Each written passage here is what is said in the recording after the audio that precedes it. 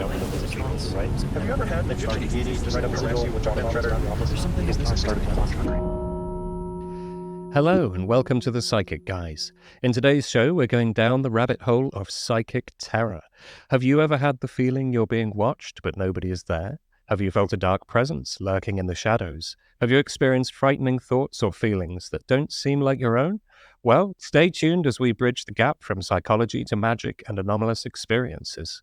Joining us today is Duncan Barford. Duncan is a psychodynamic psychotherapeutic counselor specializing in working with clients seeking to integrate anomalous experiences or spiritual issues. He writes and podcasts in the fields of magic, spirituality, the paranormal, and psychotherapy. Welcome, Duncan. Hi guys. Thank you for having me. Much appreciated. So, to kick us off, could you tell us a little bit about how you got into all this stuff and doing the intersection of magic and counselling? Well, probably goes back to when I was about 8 years old and decided to do a project at school on ghosts. So that interest in the paranormal, has been with me since forever, and probably came to a head when I was a teenager, when I was about 13, and cracked out a Ouija board for the first time. And as in common with a lot of people, I imagine, perhaps some of the present company, had some experiences that I couldn't explain and stayed with me for years and years and wouldn't go away. And I went to university, got a proper job, was in a proper relationship, and was getting on with my life. But there was always this sort of nagging question at the back, which is, I know that reality is more than this. I know that there's a whole side of things to this that nobody ever talks about or seems to think about or take seriously.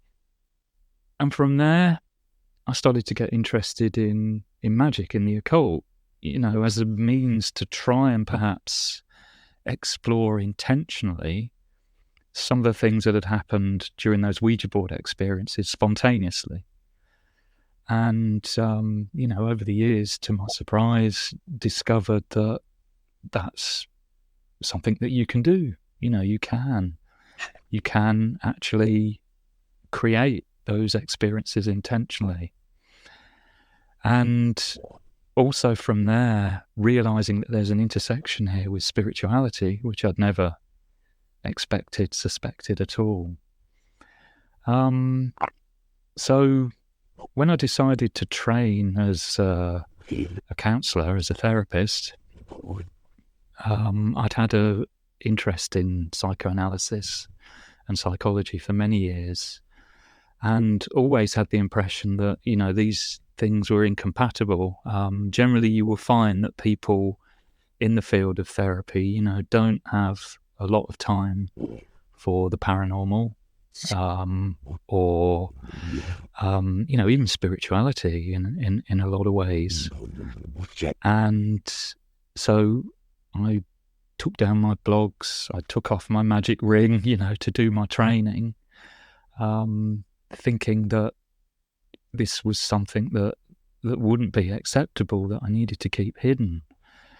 But then COVID hit, and I just really, really missed writing about, thinking about, talking about these sorts of things. And I started a podcast called Occult Experiments in the Home. And what I've tried to do since then is to integrate the whole lot of it, and I think there are some interesting intersections there, which hopefully we'll get into in the course of our conversation this evening. And now, I've been really lucky to find that I tend to do a lot of work with people who may have had some sort of anomalous experience, that they're struggling to understand or integrate in some way. It might have been traumatic in some way. People who have had spiritual or religious issues come up, that they're seeking to resolve. And much to my surprise, I've discovered that it's a thing, there does actually seem to be a niche for this. A lot of people I work with are people who basically have a magical practice or spiritual beliefs, and they just want to talk to a counsellor who's not going to pathologize that. And yeah. It's funny. Thanks for joining us again on this discussion, Duncan. Sorry, that was quite a long intro. Apologies for that. No, it's great. It's fantastic. I think it's great to set the stage, and there's a lot of, I resonate a lot with what you said as far as kind of like, oh, you need to keep it kind of separate, or if you're doing something more professionally. And we were talking before the show started, just real briefly, and I did executive coaching for a while, and but before that I did remote viewing, and I was very interested in remote viewing. And there's obviously the intersection there. Actually, I found there's a lot more people that were entrepreneurs and really motivated business individuals who were super open actually to intuition and accessing information that would otherwise not have been logically possible to know, but and then also even that they were open to the idea that the world in reality is a little bit more strange, perhaps, than we might believe. And strange doesn't necessarily mean a bad thing, but is that it's not what we really anticipate or expect. And so what I found is actually I had people showing up at my doorstep just through clients and inquiries that were already interested in this kind of stuff that I wasn't expecting. So my question for you is, I wonder if you had any kind of similar experiences where almost like the right people found you, as opposed to maybe other people weren't as open. But I don't know. I felt to me like it was like that your clients find you when you're offering this kind of a thing, because maybe it's like an intuition thing or something else. Just curious about your reaction to how people find you, things like that. Yeah, I mean, I think it's through the podcasts. Sure. That I've done. But the strange thing was that wasn't my intention at all. When I started podcasting, it was a complete surprise. The reason for podcasting was just that it just felt important for me to talk about this stuff because it's been such a lifelong passion. Sure. But I never dreamt that it would be some sort of marketing tool. It just goes to show that there's a big unmet need out there of people who do want to talk about this stuff, and the taboo and pathologization is such that I think lots of people are sitting on this, including many therapists, actually, because my understanding is that most therapists will eventually experience something really weird and inexplicable, but are quite inclined, due to the nature of the mainstream sort of psychological profession, to not ever want to speak about it and put it in a box, for fear of that them being tainted or ridiculed or something for saying this anomalous thing took place in a session with a client that I can't explain. One example I read, which I think was illustrating, so people were doing a study on how often this happened to try and kind of destigmatize the spiritual stuff happening within your field, which was where somebody they had a client who was like a young autistic person who drew a lot, and they drew kind of mandalas and patterns and doodles and sketches and stuff, but they were always drawing in the sessions.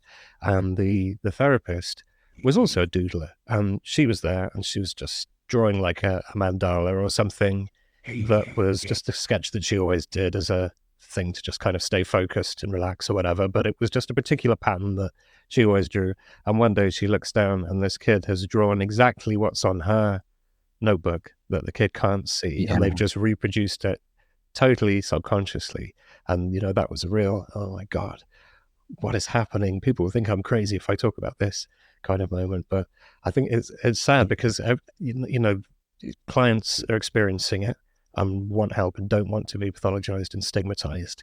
And then people who work professionally in the field are also experiencing it and can't talk about it because they don't want to be pathologized and stigmatized or have their livelihood threatened. It's I wonder the extent to which really it's an illusion that we can't talk about this. And if more people, like yourself, came out and said, no, there really is an important thing here we need to talk about, there would be lots of people who wanted to have this conversation. Yeah, there's this strange hinterland. So every so often a therapist will write a book saying this stuff happens and we ought to take it seriously. And then nothing happens. And then decades later, another therapist will write the same book. It's like, it just sort of happens again and again. But the strange thing is that these sorts of experiences are kind of there in the theory that you're taught when you train as a therapist. So, I mean, I trained in the psychodynamic tradition, which is basically a kind of outgrowth of psychoanalysis. And you'll have concepts in psychoanalysis like projective identification, which is basically when the therapist might find themselves experiencing something that is conceived as being put into them by the client. So it's basically telepathy. but we give it a name, projective identification, and we talk about it as some, psychological mechanism, and you're taught to kind of look out for this and that this is a thing. But it's somehow envisaged as this sort of, rational kind of psychological process that happens. But, basically what you're talking about there is something coming into you from someone else's mind, something coming into your mind from someone else's mind. And that's telepathy, in my book. Yeah. Would you say that is likely to take place because of the kind of intimate and ongoing nature of the relationship there? And that, there's a lot of very deep self-reflection going on in a kind of, not exactly an altered state, is it? But it's not a normal kind of conversation that you'd be having on the bus or whatever. And when you've got two people who's sort of very committed and in that intimate, special circumstance for a lot of time, do you think that increases the ease with which these telepathic or anomalous things can take place? Or do you think that that's something that's kind of happening all the time, but we're maybe less inclined to notice it when it's just people with, our family or friends or people, you could maybe write it off more easily? It's possible, isn't it? But as you say, there's a certain intensity in the therapeutic relationship where, you're really, really exploring the meaning of somebody's life. Two minds kind of poring over that together in a very intimate way. And of course, the therapeutic relationship is a relationship that isn't really like anything else in our lives.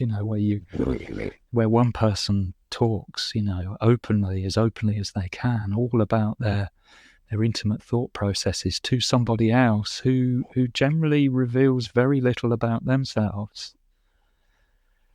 There is an intensity there that you really don't get anywhere else. And, I think I would tend to agree, David, that there is something unique about this situation. I mean, maybe it has some analogies to ritual or magic. I had that thought just as maybe it was telepathy, but just before you said that, I have the same thought there, that it is almost a very special ritual space or a sacred space, or it's a different delineated space, isn't it? When you go into that context, a secret space, the rules are different completely. Could you for those people who may not have kind of gone through or experienced something like this, whether working with a counselor or just doing anything like this, could you kind of describe what that process looks like? I know, I worked with people, and what you described absolutely happens quite a bit when I was working with them, where I would actually see the image in my mind before they even said it. And that would happen in my interactions when I was working kind of as a coach with individuals. But I'm curious what your experience is like and kind of what that looks like for people who maybe haven't worked with someone like you, or even just like someone to talk about these kind of things. Like, what does that actually look like? Yeah, just before I go on to that, Brett, I think you've described another thing that we get taught about, in therapy trainings, that has a technical word for it. That you described when you get an image flash into your mind before somebody's actually said something. That's described as reverie. You know, and as therapists, we're taught to very closely monitor what's going on in our imaginations, you know, while a client is talking. And often you will get strange images flash into your mind, you know, which make no sense at all. But then in the course of whatever it is the client might go on to talk about, suddenly it makes sense. And you can see that you've picked something up, something non-verbal. I mean, to go back to, you know, what counselling and therapy is, what it looks like. I mean, what I generally say to new clients is my job is basically to encourage you to talk. Yeah. And that's pretty much what we do. You know, we try to talk as much and as clearly and as openly and as deeply as we can about what matters, about what's actually going on in a person's life. Yeah. And the thing about counselling or therapy is there's another mind there, you know, that a client can kind of take advantage of, use. You know, that's what it's very basically, essentially about. Just thinking about, helping someone think about their life and what's going on and what the difficulties might be. And then, you know, over time together, thinking about what might need to change if you want to change it, and what you might do to bring that about. Where does the intersection between talking about a subject through just a counseling session and magic kind of interlink, whether it's magic or whether it's is it the ritual of talking? Like, where do you see those kind of things intersecting? I think what I'd say to answer that is maybe bring something in from my own experience, which is, it's always very interested in meditation. And I started to learn Buddhist meditation. And I remember the first time ever I sat down to meditate, and I had an experience that my mind was somebody. And it's very weird for me to look back on that now, because it's difficult to imagine what I thought my mind was before I'd done that. I think I used to think that my mind was some sort of mechanism or something for working things out, for thinking, you know, for analysing. And when I sat down for the first time, I had this weird sense of presence, and the sense that my mind was a presence. And I think what started to dawn on me over time is that our experience of reality is malleable. It can change. So once upon a time, I used to think of my mind as a sort of machine for analysing things. But then that shifted, and suddenly it's felt like my mind was a person or a presence or something. And there's been various other shifts in my life since then.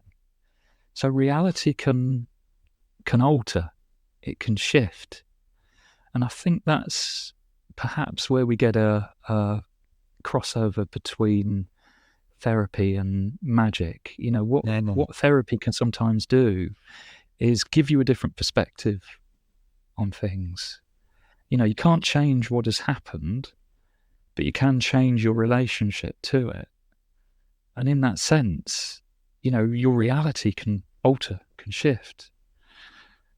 And in magic, pretty much you're doing pretty much the same thing, I think, you know, using different sorts of techniques perhaps, but trying to achieve that same end, you know, of sort of making reality shift in subtle, interesting ways.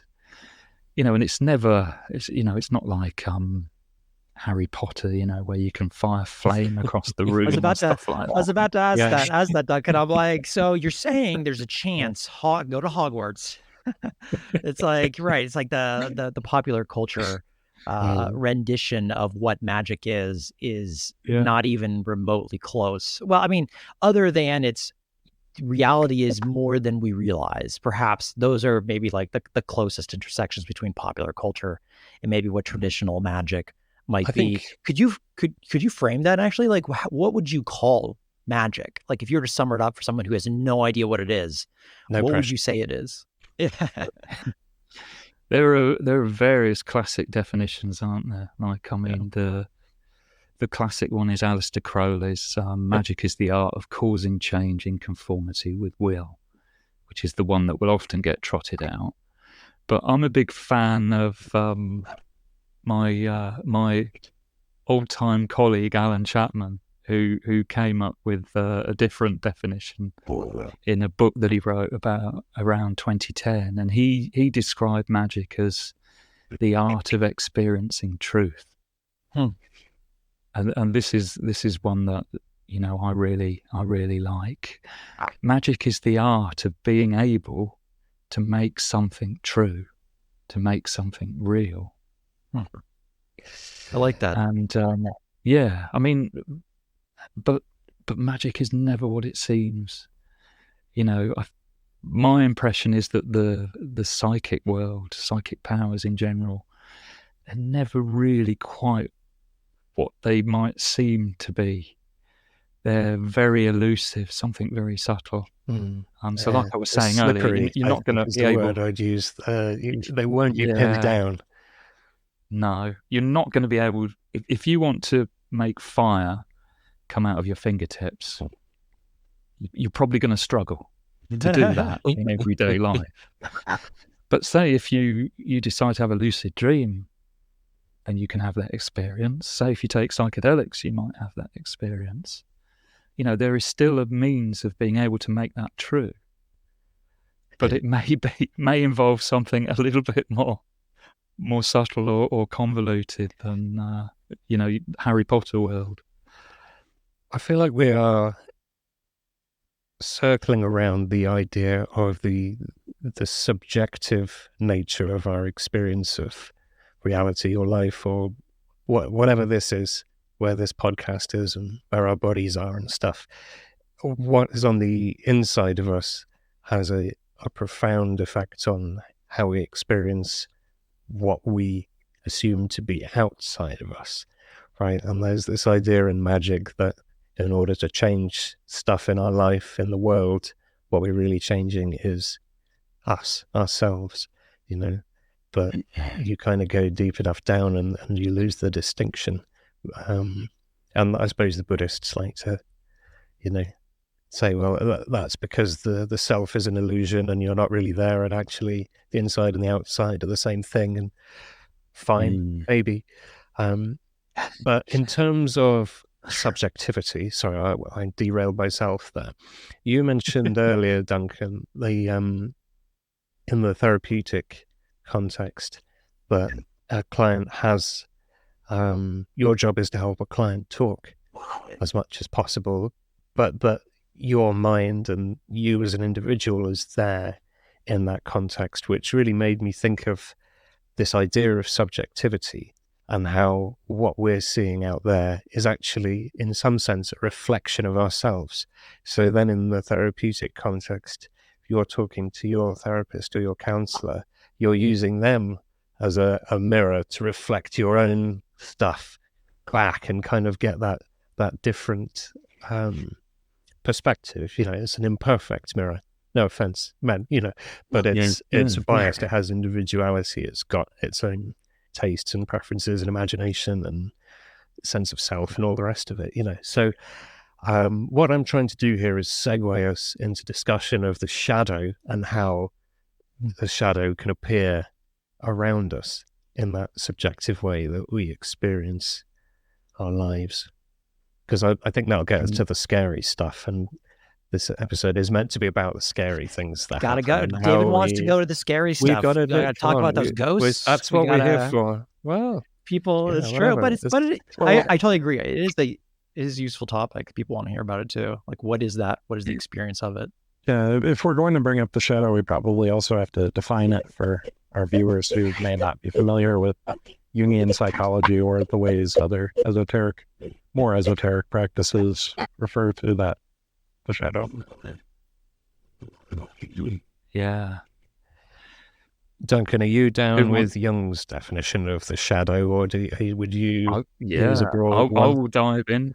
Yeah. Yeah, please chip in. Please chip in if there's anything you want to add. I mean, basically, the shadow in Jungian psychology is all those aspects, all those qualities of ourselves that we keep hidden, basically, or that we don't want to acknowledge as ours.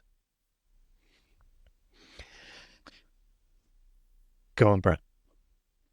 Yeah, well, it's how do you find that plays a part in magic and kind of the work that you do? Is that something that you start with, or do you find that kind of when it appears, it kind of makes its appearance at its own time? Okay, this is someone who we're working with that part in a session. Like, what's the practical interaction with that you do on a daily basis when you're working with clients or even yourself? What comes to mind is, that's not the only archetype in Jung, of course. I mean, for me as well, spirituality is an important part of the mix. And I think a lot of what we're talking about can maybe be framed as sort of staging posts in what might be described as spiritual growth. So the shadow is an important archetype in Jungian psychology, but Jung also talks about how there's a kind of progression. So first of all, we might, as we really start to explore ourselves, come across these aspects, things that we kind of keep in the darkness, that we don't want to acknowledge, are parts of us. And often these are quite antisocial impulses, commonly. That's what's thought of when we think of the shadow, but not necessarily, but often it's that sort of material. But then there's a progression. Jung also has this other archetype that he calls the anima or the animus, which assumes the figure of the opposite sex from ourselves. So for a man, it's a woman. For a woman, it's a man. And this is a figure that represents the entry into the collective unconscious. So the shadow is basically a kind of window into the personal unconscious, all the stuff, that we shovel under the carpet. But the anima or animus is a figure that's a gateway, a window into what's beyond ourselves, not just what we don't want, but what's beyond our personality in a way. Yeah. There's something that, I mean, I've just personally come across just in my own experience, and I've heard others as well, where some of the things that are anomalous in my own experience and others that perhaps others may have experienced is that there's always typically this attribution that whatever this anomalous experience is, it's outside of themselves, where it's like there's some other thing out there that is infringing upon my space. It's the demon, or it's the ghost, or it's the alien, right? And I found, and I don't wholeheartedly say that's not possible in some circumstances, but I have also found that in a lot of instances, it's not some external thing that is playing its role out in this drama that is going on in the person's life. It's actually the part of themselves that is arising and presenting itself as this exterior thing, but the origin of it is actually still the person. So I wonder what your thoughts on that is, and if you've kind of experienced that or seen that, where it's actually the individual that seems to be creating these experiences for themselves, as opposed to some, a UFO craft overhead creating an experience. You know what I mean? Because there's a big difference as far as origin is concerned between those things. Yeah, well, gazillion-dollar question, isn't it? And I think that's what I was trying to point to in my answer just then. Where is this other? Where does it come from? Does it come from inside the self, or does it conceivably come from something outside? Is it from the personal unconscious, the collective unconscious in Jungian terms? I have a hot I take. think yeah, I think it can sometimes be either. Me too. Now, there's this. I imagine you're familiar with the concept of sort of negative entities or astral parasites or whatever you call them from the magical tradition, Duncan. But do you encounter those things or something that you would equate to that phenomena from a therapeutic point of view? Or is that not really a relevant model in what you do? What I found most useful when working with people is to keep as many paradigms open as possible. Don't shut anything down at all. Sometimes it's difficult to say, I think, and sometimes, it can take time for somebody to find a way of thinking about what they're experiencing, that feels right to them, that fits for them. I think one of the problems with the kind of psychological discourse that we have at the moment is there aren't any registers to put the sorts of experiences and phenomena that we've been talking about into.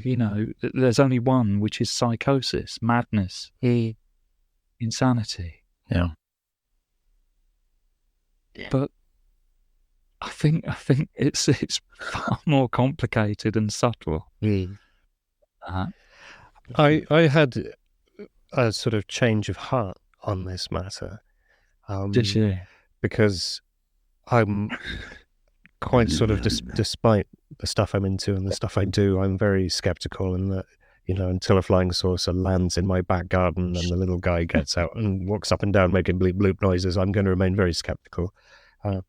Maybe even overly skeptical. So when I came into contact with this phenomenon of sort of negative entities or things which appear to be, in some sense, sentient, that might have a frightening appearance, but that do arise in association with repressed or forgotten trauma and shadow stuff that, when you go digging around in the dark corners of your mind, sometimes you meet these things and they can be treated purely as a psychological phenomenon.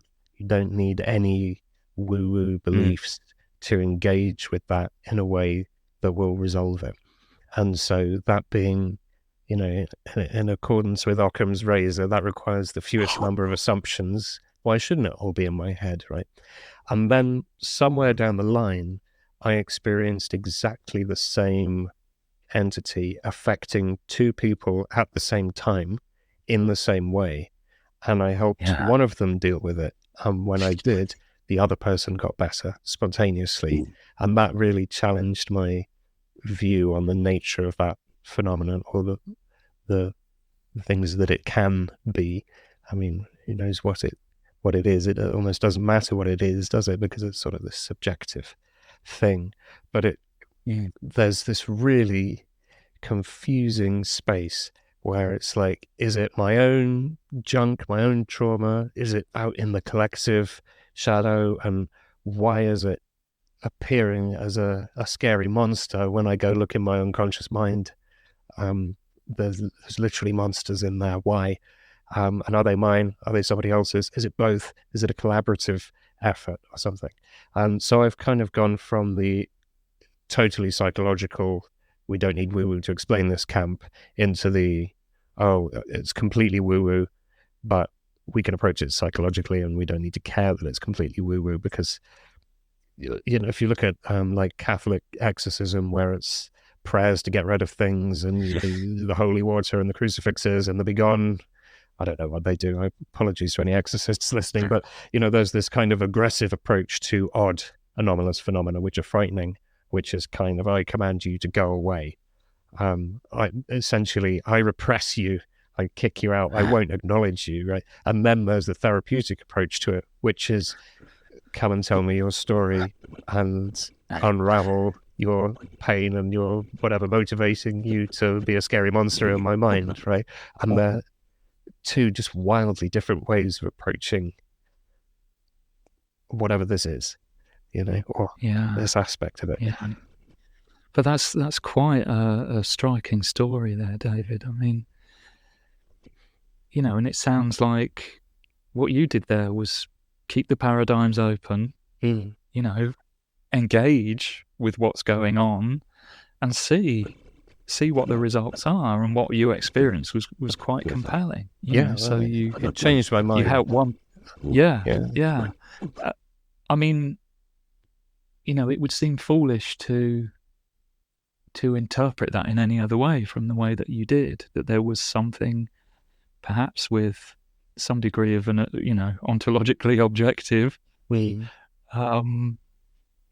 was at work there. And I think that's what we have to do.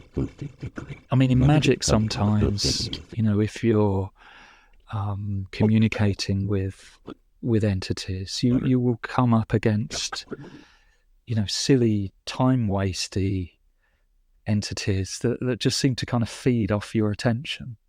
You know, I mean, you're both nodding, you know. Yeah. Oh, I'm nodding as well. Yeah. But sometimes there'll be something more than that, and it will show that it's more than that through some sort of different experience. Yeah, there's a technique that I'll use. I think once you experience this quite a bit, you begin to recognize certain patterns that you come across, and whether that's something internal or external. To me, at the end of the day, what I care about is the outcome. And is the outcome a positive one? Do I have a healing result? Is my trauma no longer, if it's a trauma, or if it's someone I was working with, the trauma they're having? It's whether or not it's exactly how we perceive it. There is this thing. Ultimately, at the end of the day, to me, doesn't matter as much. What matters is that the outcome is positive. They're able to continue, build the life they want to, and they're no longer being negatively impacted by whatever that was. And so I feel it's like, to say for certain it is this thing or it isn't that thing, almost it's beside the point. It's beside the point, and you can make your own mind up on it. But the real important part is, well, what is the outcome? And so for me, when dealing with things, say an entity in this space, or what I perceive to be an entity in the space, or if I'm working with somebody else and they're perceiving something, and maybe even I sense it just through my own intuition, and is whether or not there's some objective reality to some ghosty thing flying around, to me actually isn't a roadblock or even the question I care about. What I care about is this is an experience that someone's having, this is an experience either that I may be having. I want to get through this in a way that then is freeing me of it and healthy and productive. And personally, what I found is not the whole pulling out a sword and trying to go to battle with things is actually the best way to get whatever that is glued to you very, very strongly. And the way that I've been incredibly successful with in my own life and with people I've worked with is actually the opposite. And it sounds very biblical, actually. It's like it's through love and through a keen interest in whatever that is, that energy is, to understand it, to acknowledge it, to see it, to where is it, and what has it been successful at, what hasn't it been successful at, get its whole picture, to understand from its perspective.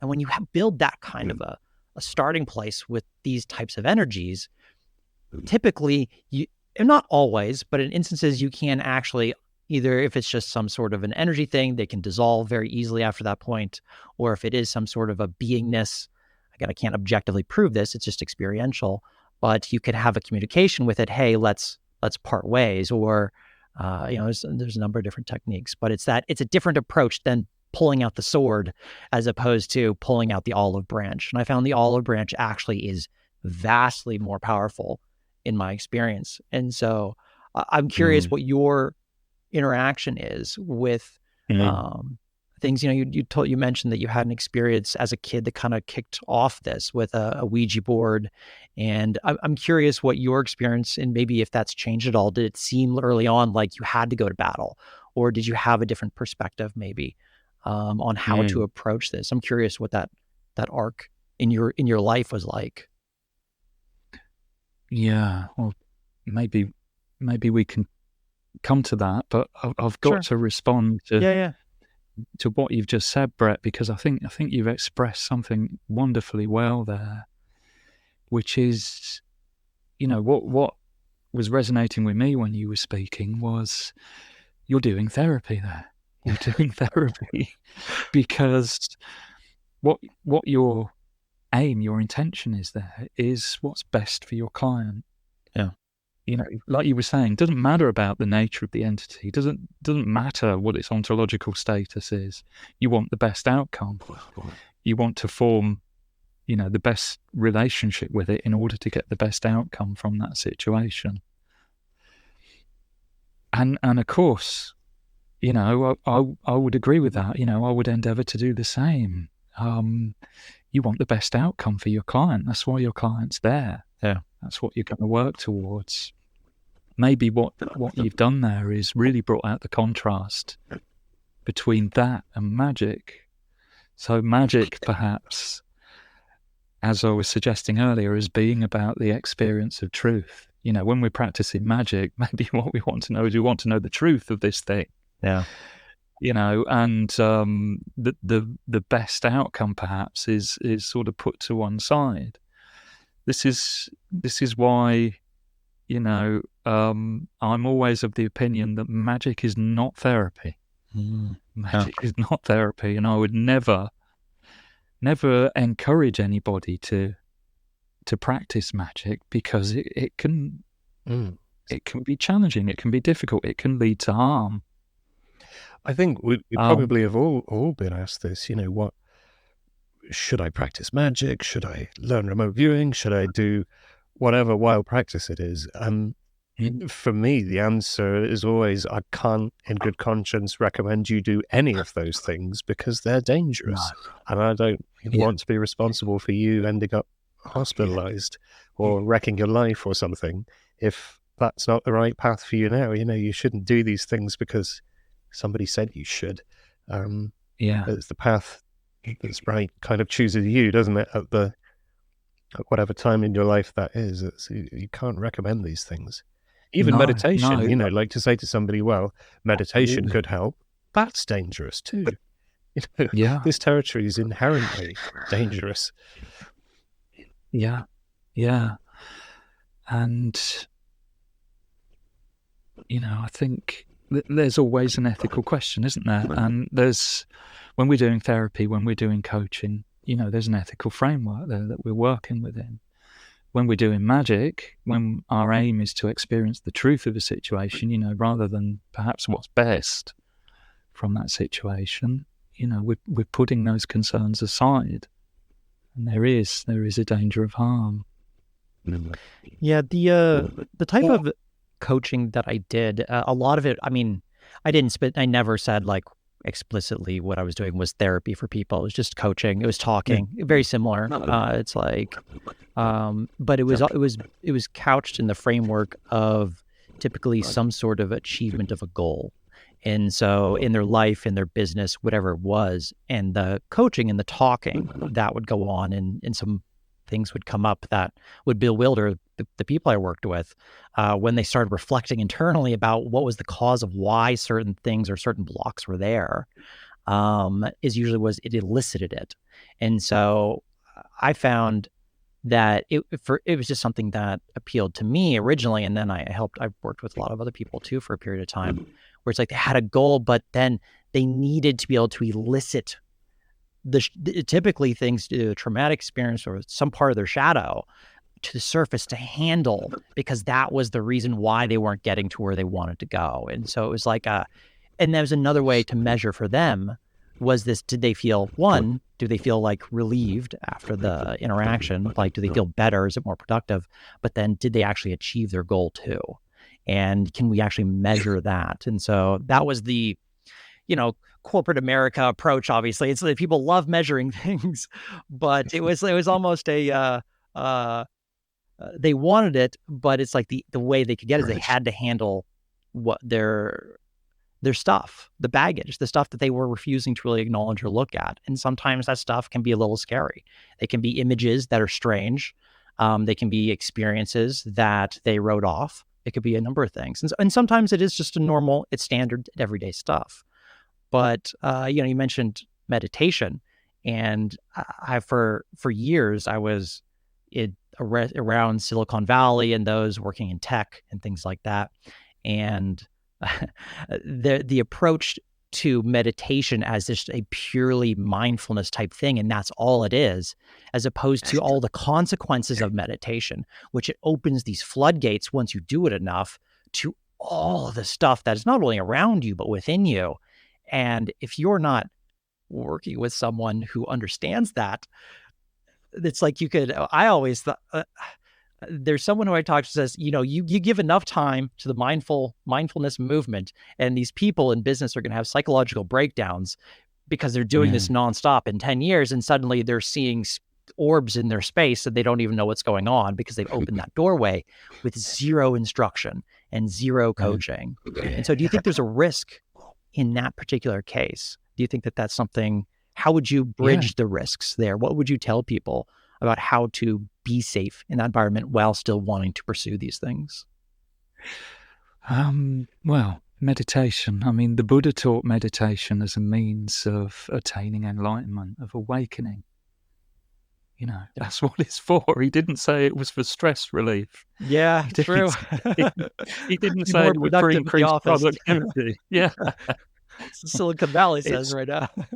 Yeah, it's for awakening. It is for confronting you with the true nature of reality. Yeah. I think on that journey, you got to confront the true nature of yourself as well, which is where a lot of the scary stuff comes from, isn't it? Yeah, the self being part of reality. Yeah. We don't even have any framework for understanding what enlightenment or awakening is in our culture, in Western culture. Ask people what awakening or enlightenment is, and they'll probably say, it's some sort of chilled, blissed out state where everything's okay. Yeah. But that's just being chilled and blissed out. Yeah. What do you think enlightenment is? I know you don't have a cultural reference, but I'm sure you've thought to some extent. I mean, it's a big, obviously, question, but have you thought about that? Like, what is that? It's the ability to be able to experience directly in real time non-duality. Yeah. I've gotten the same type of information from remote viewing, where when you actually look down that road, you actually start describing things beyond the self. And it gets really kind of strange as far as how we're trying to use our everyday language to describe not just being Brett or not just being Duncan or David and being larger than that. And so, and that's, I think that probably scares a lot of people actually, because it's a big unknown. Yeah. And I was really interested to discover that in the classic Buddhist maps of meditation, because they have handed down maps to us of the path, that we take towards awakening and all the stages and things that we will notice on that path. Psychic powers are on there. They're on the maps. In these ancient manuals of meditation, like the Vimukti Marga and the Vishuddhi Marga, they tell you how to get psychic powers. They have methods there, and describe what will happen. Which brings up an interesting side idea, maybe, which is of psychic powers, as some of those staging posts, stations, like I mentioned, on the way to spiritual development. I'm going to have another go at pivoting us round to talking about frightening phenomena. Good luck. Right, here we go. So, one commonly reported experience that people have when they sort of open up the doors to transpersonal perception through meditation, or sometimes it happens through trauma or near-death experiences or whatever, but somehow the doors get blown open on somebody who isn't part of a tradition that's expecting this and going to support them through it, and they have no idea what's going on. And this has happened to me, and I've spoken to several other people who've experienced the same thing and been able to go, no, don't worry, this is probably what's going on, try this if it helps, which is that you start experiencing other people's thoughts and emotions. Particularly, we were talking earlier about the therapeutic context where that accidental telepathy can happen. This starts happening more broadly. And I had that experience where there was somebody who was very negatively oriented towards me, and I think had plenty of issues themselves. And I started having these unpleasant, intrusive thoughts, but they were very not me. It was, with hindsight, they were quite clearly identifiable as not mine, but this wasn't something I believed to be possible at the time. So these aren't my thoughts and these aren't my feelings wasn't an explanation that I was considering. And it's one I was sort of forced to come to by having had this experience and overcome it, was, oh, that's possible. It was, I had to broaden out my worldview.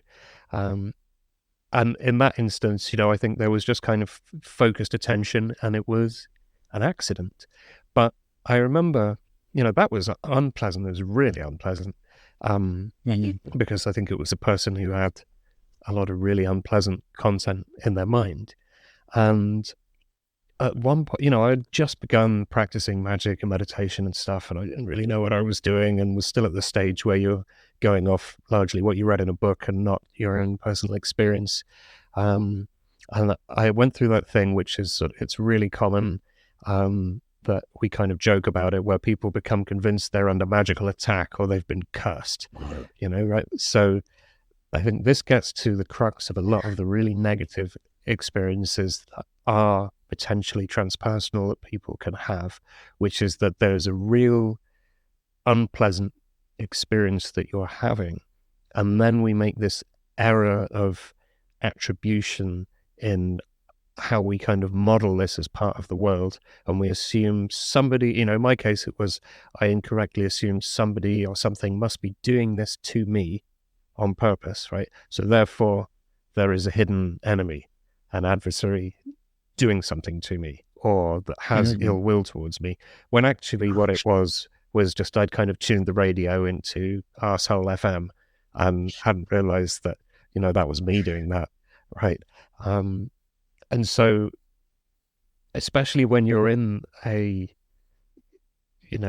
confused, unpleasant state where this nasty stuff is happening, it's a natural, quite a low-level impulse that we have to identify the threat, right? It's quite an animalistic thing, isn't it? To go, I am being hurt. I must find out what is hurting me so I can fight it or run away from it or whatever. And I think we err towards wrongly identifying the threat when the alternative is being unable to identify the threat. So I think misattribution is really common. We hopefully the experiences we have don't mess our lives up and we get over them at some point. But Duncan, I wonder if you could speak to that phenomena there, not necessarily the telepathy, but something bad happened and then there's this misattribution thing. and then potentially that can snowball. Is that something that you've dealt with or experienced? Well, suppose you hadn't made that attribution that this was being sent by somebody. What would you have been left with? Well, where you're it was I'm a bad person. I've suddenly become evil, because at first I misattributed it to myself, which is very confusing, right? And unpleasant. Right? Yeah. So then I had this external attribution with Will, and then eventually I realized what was going on.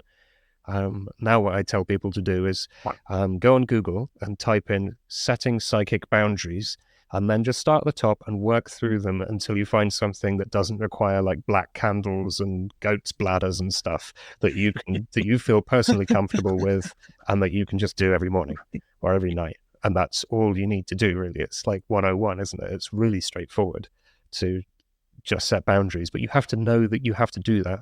You have to, have an appreciation that there is a thing which needs a boundary around it setting now that the doors have opened, So that was, and you also, sorry, go on. Yeah, and you also need, which is completely counterintuitive to most people, I think, the idea that there can be thoughts just hovering around out there.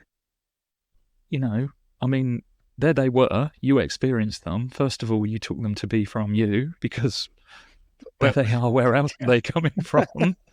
And then when that didn't fit, you attributed them to someone else. What were you supposed to do? Yeah.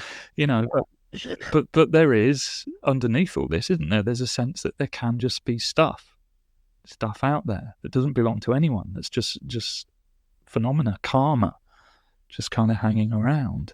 And then like you said, taking a very practical approach, all that you need to do is to be aware that this stuff is there, and you keep it at a distance. Yeah. To share a personal experience of my own, sort of in a similar vein, but probably a bit different. I remember I went to this really intense Kundalini yoga class one night. I'm a big fan of Kundalini yoga, really powerful stuff. And we were doing these intense exercises for a couple of hours, just non-stop. And can you guys hear me? Because you're frozen at this end. Oh, what's happened? Oh, nope. I think we lost him. So that's what that feels like. I'm going to wait till you come back. Kundalini exercise experience affecting the technology. The CIA got him. I'm sure. I guess while we wait for him to come back, do we want to add context to the idea of Kundalini, or talk about our own experiences with this sort of phenomenon? Not necessarily Kundalini, just psychic entities in general. Do you have one you want to share? I did, but I was hoping I'd be able to share it with Duncan here. I've had that same experience you were talking about, David, where all of a sudden I was overcome with these not intrusive thoughts, but like intrusive feelings, where just feeling intense sadness or frustration or something, and like identifying that it wasn't actually coming from me. And this was in my pre-remote viewing days. This was like in high school.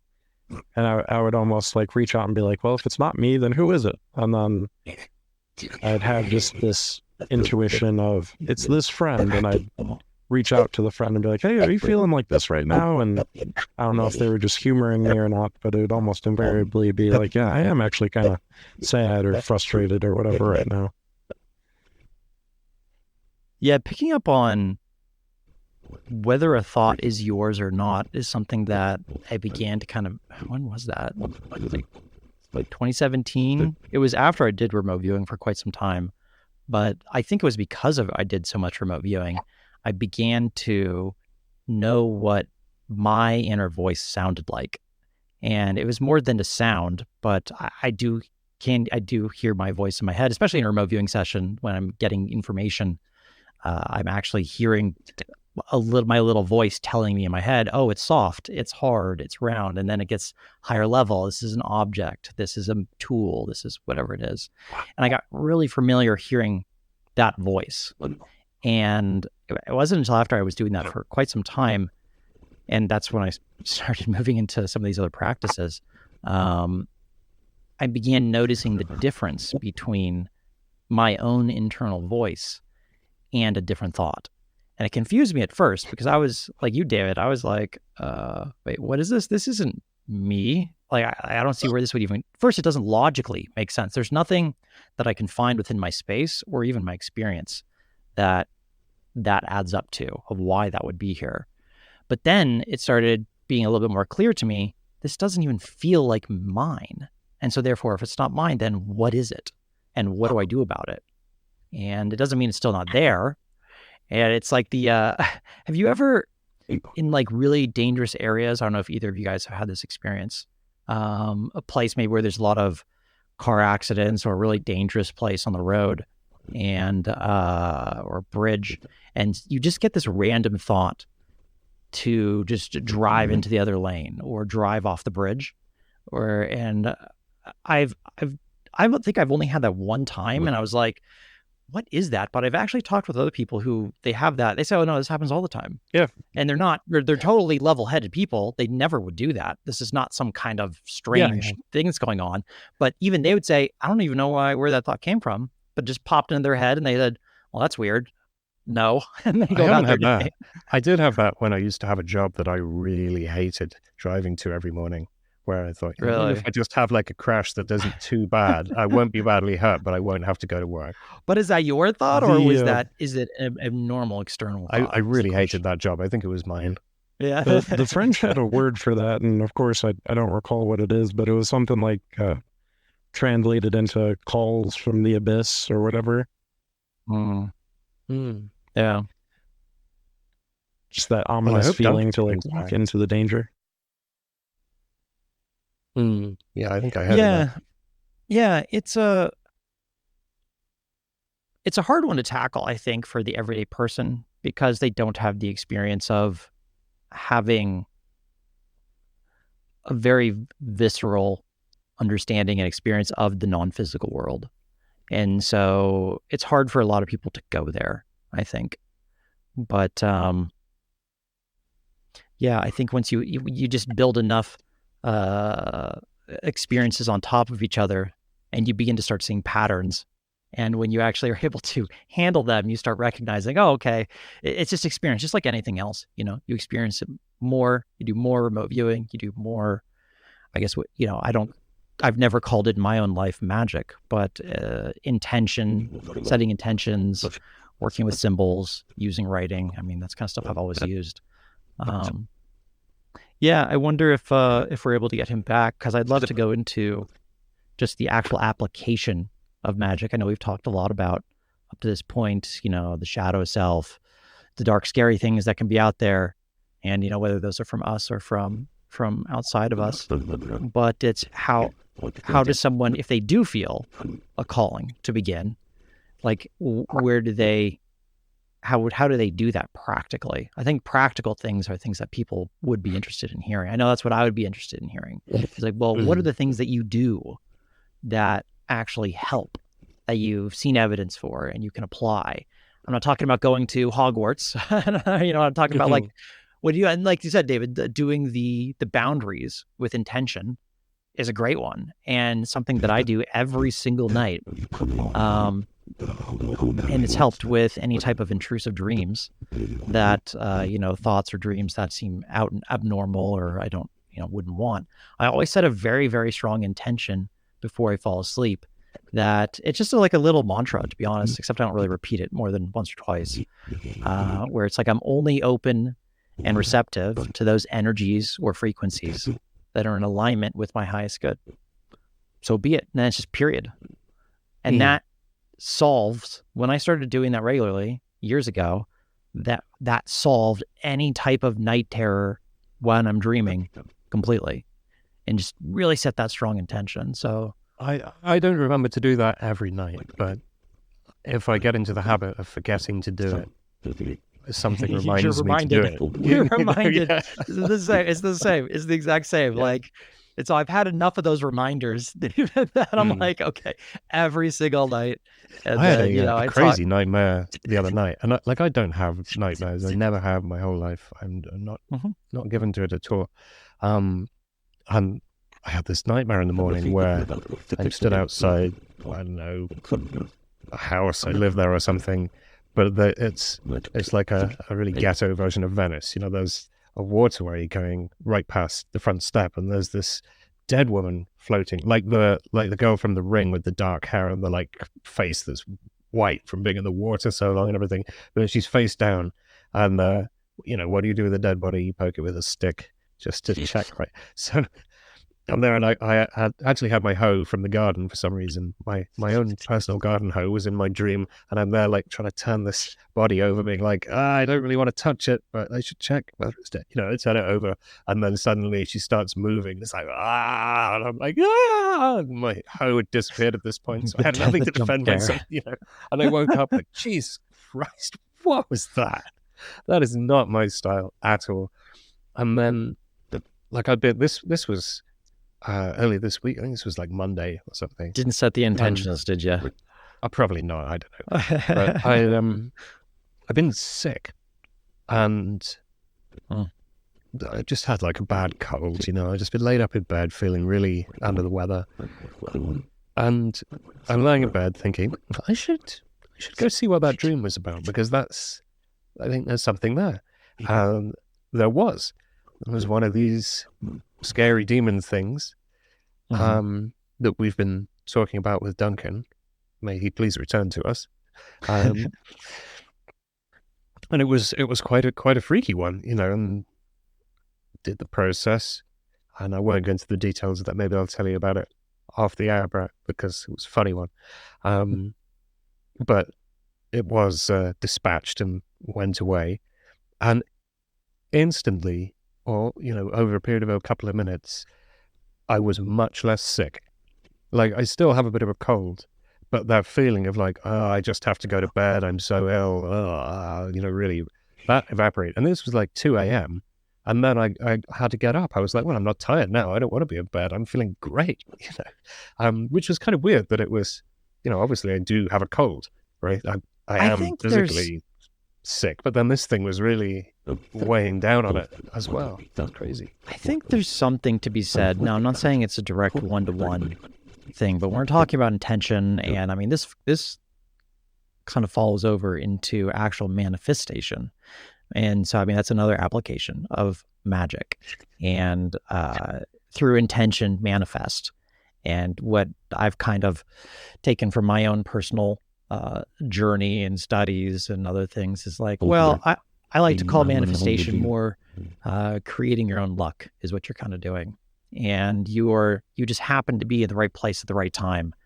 And it kind of ties into this whole phenomenon of synchronicity, of you're creating synchronicities for yourself. And how is that? Well, a lot of that, I think, is actually handling the stuff. The shadow self is actually how you're able to then unlock that ability. That's one of the things that holds you back. But tying it back into your cold, and I heard a long time ago, and it still resonates to be true for me, is that personal illness and sickness, oftentimes, it needs to start at the energetic level first. That's before cells. That's before viruses. It's before bacteria. It's before any of that type of stuff. And there needs to be some sort of an alignment with some part of yourself to that sickness. And I don't know if that's necessarily mean, well, you just would never get sick if objectively you went in and, was around someone who's coughing on you all day and you wouldn't get sick. Maybe I'm not saying to the degree that it would actually, it's a miracle that's going to stop that. It might, perhaps for some people. I think that may actually be possible. But the degree and the severity of how quickly or how much you resonate with that cold or you resonate with that sickness, I think does begin before it even shows up. It begins with what you're in alignment to. And if there's a part of you that you haven't handled that is something in your space, or that it's like, you're still letting it be there, or maybe it's even just something within your own mind. if you haven't handled that, it's like a little cracked door for something else to magnify. So that sickness perhaps would not have been intense. And so when you handled the energy, suddenly the magnification of it was released and was gone. And then that was your experience after the fact, is like, oh, I seem actually a lot less sick now because you don't have that magnifier anymore. So it's just a hypothesis, but it's just a fun experience. Something I thought about. Why not, right? It's a model. Yeah. It seems to fit. That's good enough, isn't it? We don't have to say it is like this. It's like, is it useful to use this model when we think about it? Probably, yeah. But I just thought it was interesting because I never experienced healing from a physical illness instantly, or having the feeling of being less ill. And it really was over like a minute or something. It was so quick. And you expect to feel great when you handle this stuff, right? It's normal to feel brilliant. But I never I've been healed miraculously by dealing with my bad dream, or dealing with what the bad dream led to. But Phil, what do you think about spontaneous healing? Do you think that's something that's possible within physical reality? And if so, I mean, at this point, I've seen enough weird stuff. I mean, why not? I wouldn't write it off. It'd be great if it was true. And there's lots of stories of anomalous healing. Like, I was listening to I think it was the Jeff Mara podcast. It was somebody who had a near-death experience, and she'd had an organ transplant and was on anti-rejection drugs, which are I think they're immunosuppressants, horrible drugs to be on. She was kind of recovering from whatever illness. I can't remember what was wrong with her, but she'd nearly died. She'd had some kind of NDE, out-of-body thing, and they kind of was on her healing journey on the other side of that. And she went to South America to see a shaman and do an ayahuasca ceremony. And they said to her, you should have a really clear goal before you go into this with what you want to achieve. And she said, well, I just want to get off these damn anti-rejection drugs because they're horrible. And she went and had that experience there. Now her body is not rejecting the transplant organ, and she doesn't take the drugs, right? Medical science cannot explain shit like that. Your immune system should attack the donor organ. That's why you have the immunosuppressants, right? But now, how is it something in the mind and the consciousness is able to change what's going on in the body? And I think that's probably, this is something that modern medicine just totally throws out the window, is that there is no connection to, that measurable connection, your consciousness and your illness, unless it's a mental illness. They're like, oh no, it's just you put a cast on it and it's just the body doing its thing. And what you think about it has no reflection about what actually occurs. And I think there's an interesting simile here in my mind when you bring that up to remote viewing, actually, and what Ingo referred to in the original exploration of remote viewing, where they started with, we know objectively that orders of perception can be reduced. You can do that. You can have less and less available to you. You can take out your senses. You can be in a float tank. There's ways to reduce your orders of perception. And then this always stuck with me. They said that the thought was, well, what if you could expand it too? If you can make it smaller, why can't you make it bigger? And same thing in this instance when it comes to the body is that, well, if you can, I wonder if there have been studies or any type of actually objective research on the fact that your attitude or your emotional state affects how quickly your body heals. And actually, I wouldn't be surprised if it did. There was a paper published recently, which really, it was. Let me see if I have the reference here because he's got the receipts. Wow. Because I know it's possible.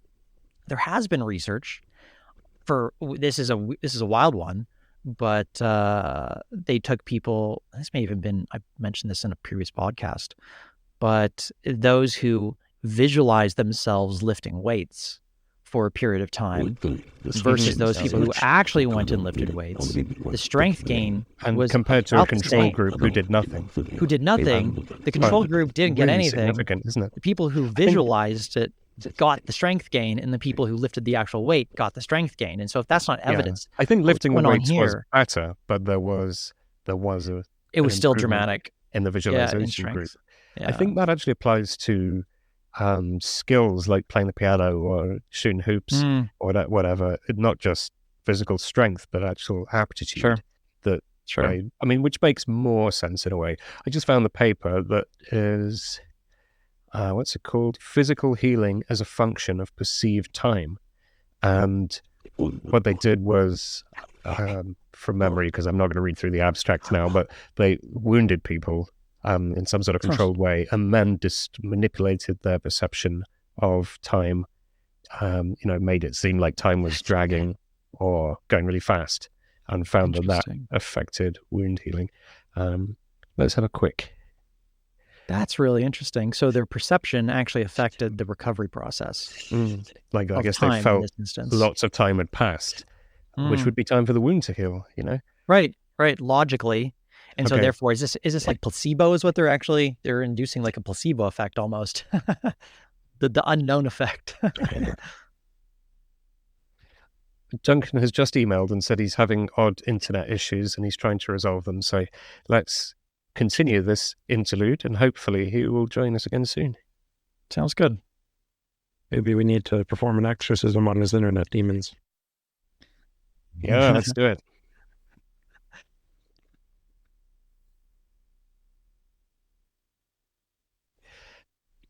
Hopefully he'll be back shortly. Mildly related to this in terms of the mind, and I suppose in this case it's the opposite of healing. I just finished up a book called Combating Cult Mind Control by a man named Steve Hassan. And he is probably America's top cult expert. But anyway, to get to the point, he made a couple of claims in his book that I thought were rather interesting. He noted that there were many cases of individuals that he was helping to not deprogram, but to like help them address those beliefs and make a decision on whether or not they wanted to stay in the cult, where they seemed to suddenly develop some sort of psychosomatic illness, which ended up creating a situation that would allow them to get away from their respective cult's control. Like, something would happen where they'd come down with a serious illness and they'd have to go stay with their family, and that's when the family would stage the intervention. Or in his own case, he was a member of a cult referred to as the Moonies, or the Unification Church. There's a couple other words in that name, but where he had been just like had such a lack of sleep from what they were asking him to do, go out and do all these fundraisers, that he got into a car accident and it broke his leg, and that was his way out, where he was going to stay with his family for a while, and that's when they staged an intervention and got him out. Which that in particular wasn't the psychosomatic aspect of it, but he noted that later on, after getting out, he overheard his mother talking on the phone about his experience right before they were able to get him out. And she mentioned that she had actually been, their family's Jewish, that she was praying to God that Steve would break his leg or something so that they could get a hold of him and talk to him about getting out of the cult. Yikes. Yeah. I mean, this is why when we do magic, we have the like harming none thing, because I bet you the universe could have contrived something less dramatic for him. Like she's decided, it must be a broken bone that gets him home. Maybe. Oh no, we're getting we're back. We had a warning message there. That's gone now. But if you said like, could you engineer it so that he comes home without hurting him? That's probably possible too. So just. This is why he's highest good. I feel like highest good of all concerned. Highest good of all concerned is such a good catch-all, because you don't know what you don't know, and like you don't know whether or not there could be a better way for something like that to occur.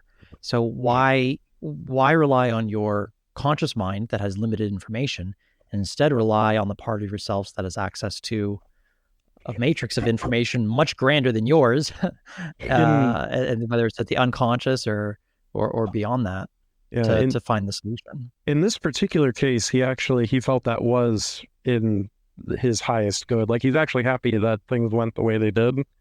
He was talking about in the process, because he broke his leg, he couldn't run away, or like when his parents confronted him with cult deprogrammers, he had been so finely conditioned to believe that they were agents of Satan that he actually said there was a point where they got him in a car. He was sitting in the back seat. There was 3 deprogrammers and his father was driving. And he had worked himself up into such a religious fervor that he had made a conscious decision that it would be in his best interest, instead of being tricked into the lies of Satan that these deprogrammers were going to tell him, that what he should do is attack his father and get them to crash the car so that he could die and go to heaven. So in that way, he said that because his leg was broken, he didn't have the means. He ended up not going down that path. So it's interesting. Sometimes the highest good is still a matter of breaking a leg. Yeah, it's all perspective, I suppose. I think, it's an idea of that comes to my mind when you mentioned that is there's a lot of things that when I started this whole journey with remote viewing and just my spiritual practices, I was never trained. I've never done officially the occult or magic or anything like that, but it seems some of the things I came across have maybe come from that in my practices. So they rhyme. They're from a different source. But early on in my remote viewing practice, I would say that the spiritual stuff or the non-physical stuff was a lot more harrowing because of the stuff I was doing with remote viewing and what I was looking at, because I was super fascinated with all the esoteric stuff. And you can imagine, as someone who, I believe that certain times when you're remote viewing, you put a little light bulb on your back and you can attract all sorts of fun things to your space, which is why if you're just trying to experiment with remote viewing, maybe stay away from remote viewing and demons and aliens and all the other weird esoteric stuff. But I had a lot of pretty harrowing experiences early on, and it gave me some perspective coming out the other side of that, and I had a lot of stuff to handle because of that, that now I can actually work with other people to say, hey, you don't have to do this, and here's why, and here's the alternative. I didn't have anyone who I learned from that gave me that option. And so it's sometimes you need to go through those slightly harder things to be able to help point, at least at the very least, point someone down the road. There's actually a bridge over there. You don't have to cross this raging river with all the rocks and the sharp edges. You don't have to do it. Trust me. There is another way if you want. But I mean, do you want to swim too? It's ultimately up to you. But it's like just being a little bit of a warning and a suggestion, just a suggestion. Like there's a strong idea, I think, in part of our society, that to achieve something, it has to be hard.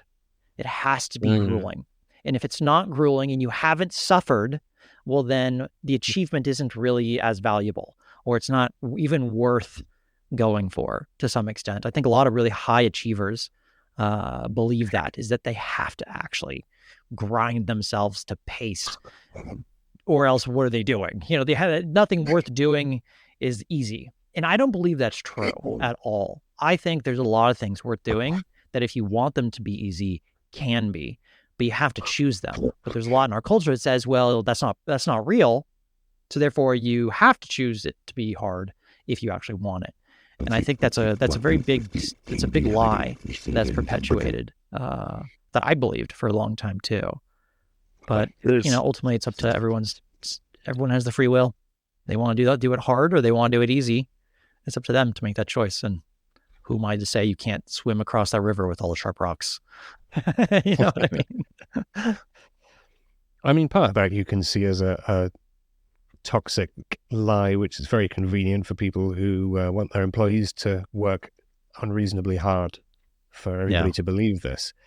But on the other hand, I suppose it's easy to assume that all the low-hanging fruit is gone, right? And that if it was easy, somebody would have done it already.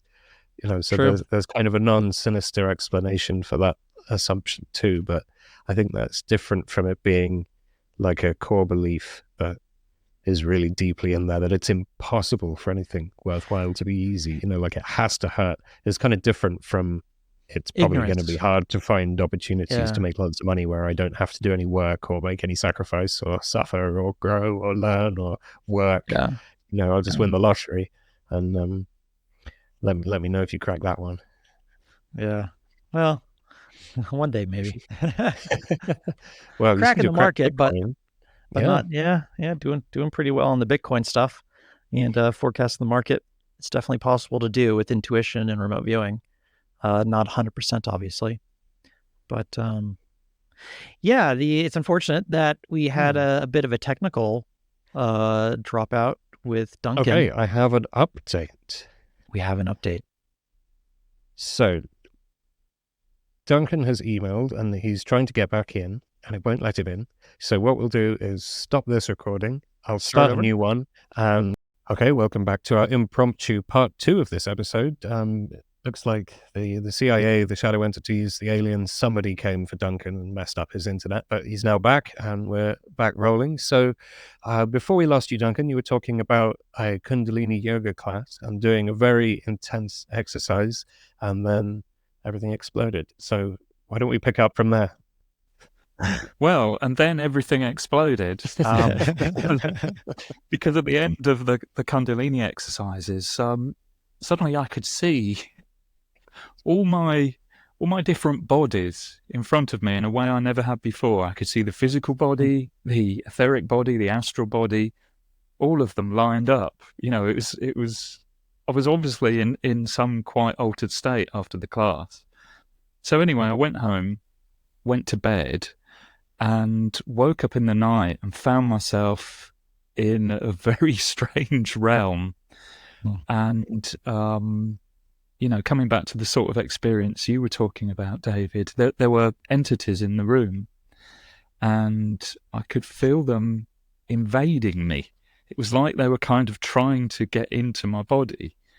And I had a sense of these personalities, these characters, what it seemed at the time was they were dead people. And there was a woman who was really vicious and nasty, saying horrible, nasty things. And I remember her saying horrible things about Margaret Thatcher, how she wanted Margaret Thatcher to suffer. And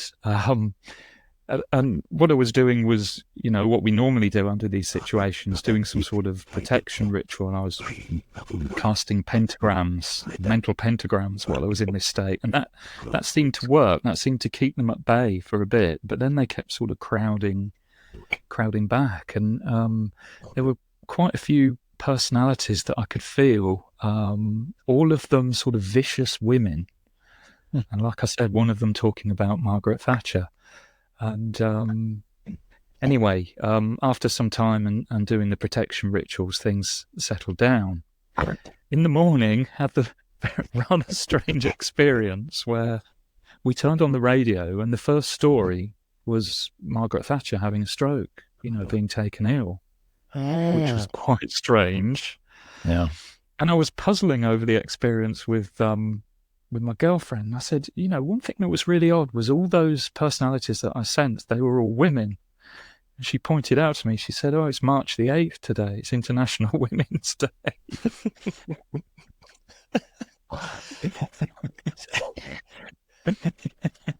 So, again, a slightly odd experience where it feels like there's something objective, that was somehow invading me, but also these odd, seeming to echo things in the future, the reference to Margaret Thatcher and the fact that they were all women and it was International Women's Day, completely unconsciously to me at that time. Yeah. So how do you interpret that experience, or do you? Well, I wonder, seeing it along similar lines to yours, maybe. Perhaps, the Kundalini yoga put me in a state where I was more receptive than I usually am and able to pick things up, and what are those things? Thought without a thinker, maybe traces of dead people left over, some sort of karmic imprints, who knows? Or alive people. Yeah. From tomorrow. Because as remote viewers, we get terribly passé about the non-existence of time or the non-linearity, or sort of, because we move our awareness around in time. Brett spent the last week posting incredibly accurate crypto market forecasts on the public Discord and going like, check me out, I'm so good. They've all been like really good. I've been posting it before. If the people want to act on them, if they're own yeah. There's, I think some people have made some good money off your predictions. It doesn't even cross anybody's mind. You can't do that. You can't see the future. It's like, sure you can. We just need to practice. And we did a whole episode about this, predicting the future, because it's not as simple as that. But time isn't as simple as we conventionally think about it being, this kind of linear thing where we're at one point and we can't look forward, and it's much more wibbly wobbly and tiny wimey than that. So the death of Thatcher, well, not the death, but the illness, Margaret Thatcher being taken ill, is a big psychic event, isn't it? It's very impactful, and lots of people are going to have strong emotional reactions. It produces a lot of noise locally. Like when the Russia-Ukraine conflict kicked off, there was a lot of noise, psychic noise about, and there was a lot of fear, obviously, and like a reawakening of the Cold War, pervasive nuclear terror. Lots of sort of emotional stuff was, and I'm sitting here trying to do my remote viewing and my day-to-day stuff and kind of paying attention to the war, but it's not what I want to be looking at psychically. I'm trying to do boring stuff, and there's, you shut your eyes and you just feel all this stuff there. I think that's another example of when there's big loud events that resonate with a lot of people, then when your perception's open, you can just hear it, whether it's tomorrow or next week or whatever. So the Kundalini yoga perhaps had opened me up to experiencing things on that level of experience, whatever that might be. I mean, maybe, there are other things that open people up, a natural gift, perhaps, or, there does seem to be some sort of correlation between trauma, psychic abilities or transpersonal experiences. I imagine we're all on the same page with that. There are lots of factors which seem to lead people to some kind of opening up or awakening or onto the spiritual path because of anomalous experiences, and lots of factors which are common across people who that happens to, but aren't necessarily causal. There's a really good book on this subject called The Hiss of the Asp by David Ritchie, which you can find on Amazon, and he did an interview with Jeffrey Mishlove a couple of years ago too, which was how I found out about the book. And the ASP in the title stands for anomalously sensitive person. So it's any kind of experiencer of anomalous things, whatever they may be, and then looking at a cross-section of as many of these people as he could get hold of, and seeing what do they have in common. And trauma was a big one. Personality type, epilepsy, migraine, autoimmune disease, allergies. And while you were off the air battling with the internet demons, Duncan, we were talking about miraculous healing, and how the content of the mind can directly affect the body. And it's interesting in that context, the idea that allergies and autoimmune disease, and I mentioned earlier about that woman who didn't need to take the anti-rejection drugs for the organ transplant because of a change in the stuff of her consciousness or mind as a result of an ayahuasca experience, right? So we've got all this hidden mental mind stuff, consciousness content inside us, and it actually interacts with the body, doesn't it? It can maybe if we hate ourselves, we'll get an autoimmune disease, or if we don't accept ourselves in some way, then our body will attack itself. I'm spitballing, but just talking about my experience of having a bad dream, going and resolving the traumatic entity thing, whatever it was, which had come to the surface and triggered that dream, and I got over my cold. Mostly, I felt physically way better, and it's like, what is going on there? So our conversation had gone into the mind-body overlap while you were off fighting your own battles there. Well, with the Kundalini experience, there was that sense of seeing all the different bodies, that we taught about. You said that they were in front of you. What was doing the seeing from the point of? Exactly. Yeah. I mean, what I was going to say about that was, what you were just saying there maybe brings home the fact that the thing that we're least in touch with is our physical body. We don't have any experience of the physical body because the experience that we do have of it is mental. By that logic, which I don't necessarily disagree with at all, absolutely everything is subjective. There's no objectivity, because really the only experience we have is like this inner world we construct that's actually, it's like, presumably, at some level of abstraction, reality or creation or something is happening. And then this is reflected off the dirty, distorted hall of mirrors, warped surface of our inner self and our shadow and all of our mental content into our awareness, right? And to give an example of that might make sense, because it sounds like total bollocks, doesn't it? But if you are, if you have a particular trauma in your history where, I don't know, you got bitten by a dog as a child, and now subconsciously, very deeply, you're terrified of orange dogs, right? You're going to attribute all sorts of evil and malice to the orange dogs, right? Even if you don't remember being bitten because you were a baby or something, but this is now programmed in. So if you see, an orange dog being walked along the road and it's pulling on the lead, it's like it's trying to get away because it's going to attack someone. But if you see a black dog behind it, it's pulling on the lead, you're like, oh, it just wants to go for a walk, and there's no conscious awareness of the origin of these different attributions to essentially exactly the same thing, but because of your own unacknowledged subconscious stuff, that's kind of filtering or distorting any kind of objectivity, which there even might be. So perhaps when we attain enlightenment and we've brought everything within us into complete awareness and cast a light upon it, maybe that's when all that distortion is gone. This is it. We're going back to Buddhism now, aren't we? Where we see things as they really are because we've got out of our own way. Experiencing the truth. And that takes us back to the question earlier that you asked. If we see all those bodies lined up in front of us, where are we seeing them from?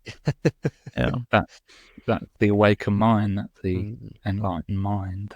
That's the sort of question that your guru asks you, and then sits there and goes like that while everybody gets. Well, I have another thing that came into my mind when you were talking about that experience. I'm curious about your perspective on this part of it. You mentioned that you put up certain mental pentagrams that you mentioned, like in different around the space, because they were really infringing upon you. And I'm wondering if you've thought about what is the ethical way to go about actually interacting with this kind of stuff, especially when it's interacting with you.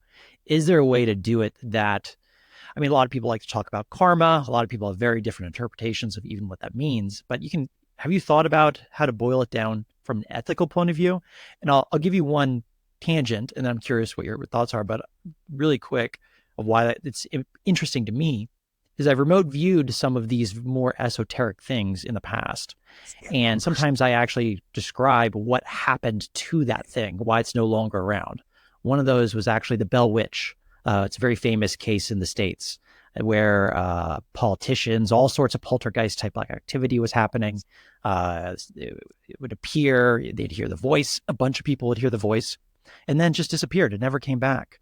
And what I described in the remote viewing session was basically this group came along and just totally lobotomized this thing. And so obviously I can't objectively prove any of this. It's a very esoteric remote viewing session, but they basically came in and they just dismantled the mind of whatever this non-physical being was. And in remote viewing, we have a column specifically for our own emotions. Like, how are we reacting to the data we're perceiving and describing? And I just got this overwhelming sadness, which it was really strange for me but I knew it was my sadness for the being, because I felt like, wow, that's such a horrible thing to have happened to some sort of a being. I would never want that to happen to myself. I would certainly never want to cause that on some other being. And so putting up pentagrams, interacting with this kind of stuff, I'm curious if you thought about ethics. What is the right way to go about doing this? Is there a way where you might overstep a bounds? And have you thought about that at all? Yeah, absolutely. I think what I was doing in that instance, casting the pentagrams, was just pushing something away. Totally. That was all that occurred to me in that state, to just try and fend it off. Other experiences I've had suggest, and I think you were alluding to this earlier, Brett, compassion comes into play. I've had other experiences where perhaps I've been able to summon some more resources and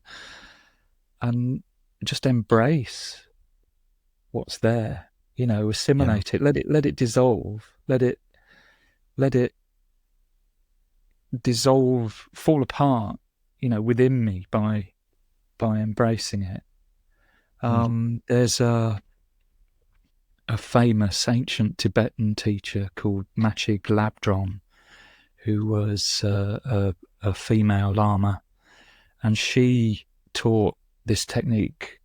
I don't know if you come across it, but it's called Cho, which is basically a method of dealing with demons by offering yourself up to them, letting them feed upon you. And when the mind is open and when there is true compassion there, the demon just takes what it wants and dissolves. Because there isn't anything there in you for it to get hold of. There isn't anything in you that it can batten onto. We're in that state, that sort of enlightened mind, to where we're looking on those bodies, like we were talking about earlier, that sort of Buddha mind. There's nothing there for demon to latch onto because we're not identifying with our experience. There's no conflict there, isn't there? It's almost like this idea of how phenomena are constructed from a tension between dualities. Brett, you were saying about wielding a big sword is the best way to attract things to you, but all of these things are constructed by a sort of tension of some kind, a dissonance or something that kind of like a knot tied in a string or something. There's something clinging together and coalescing about it, and if there isn't that force holding it together, it does just kind of go and you go, oh, there's nothing there. It's like this idea of, if you take an opinion then really strongly consider the completely opposite opinion, and then the whole debate kind of makes itself obvious to you, and you see like, oh, and that's not real either, but when you're kind of polarized one side or the other, then I'm on the blue team and you're on the red team, and there's this whole worldview and this whole thing, and then when you're kind of like, oh, both of them are fine, the whole thing just completely evaporates. Yeah. Which is We kind of, don't I've never engage heard of doing that with demons before. That's pretty cool. You've got to have a lot of compassion for that, haven't you? That's like advanced level. Yeah. It reminds me of a Sure. exercise in what the heck's their name? It was a course on shamanic journeying, and the exercise in particular, it was called a shamanic dismemberment, where basically when you went into the journey, the goal was to basically visualize meeting with your spirit animal. In that particular case, it was a bear, and then to just let the bear consume you until there's nothing left. And the idea there was it was some sort of dissolving the ego or what have you. But like you're saying, it does seem to compassion versus conflict. It's dualism, a dualistic worldview versus non-dualism, like we've already been saying. I was originally raised as a fundamentalist, charismatic Christian, and that is an extremely dualistic worldview where I was raised to believe that we're in a constant state of spiritual warfare, and our enemy isn't I'm going to butcher this verse, but basically it's not anyone in the physical world, but powers and principalities of the unseen. And that actually really formed a lot of my experiences I had at the time. I would visualize as a teenager getting visited by these shadow people, these entities that would come harass me. And in my view, they were demons. So what I would do almost every night, and maybe it's like a matter of religious scrupulosity, but I would just aggressively chant Bible verses at them until the shadows went away. And that really informed a lot of my later on, even after deconstructing and experiencing other paradigms. I generally will go in, see these entities, and go guns blazing out of habit. It's that deeply ingrained.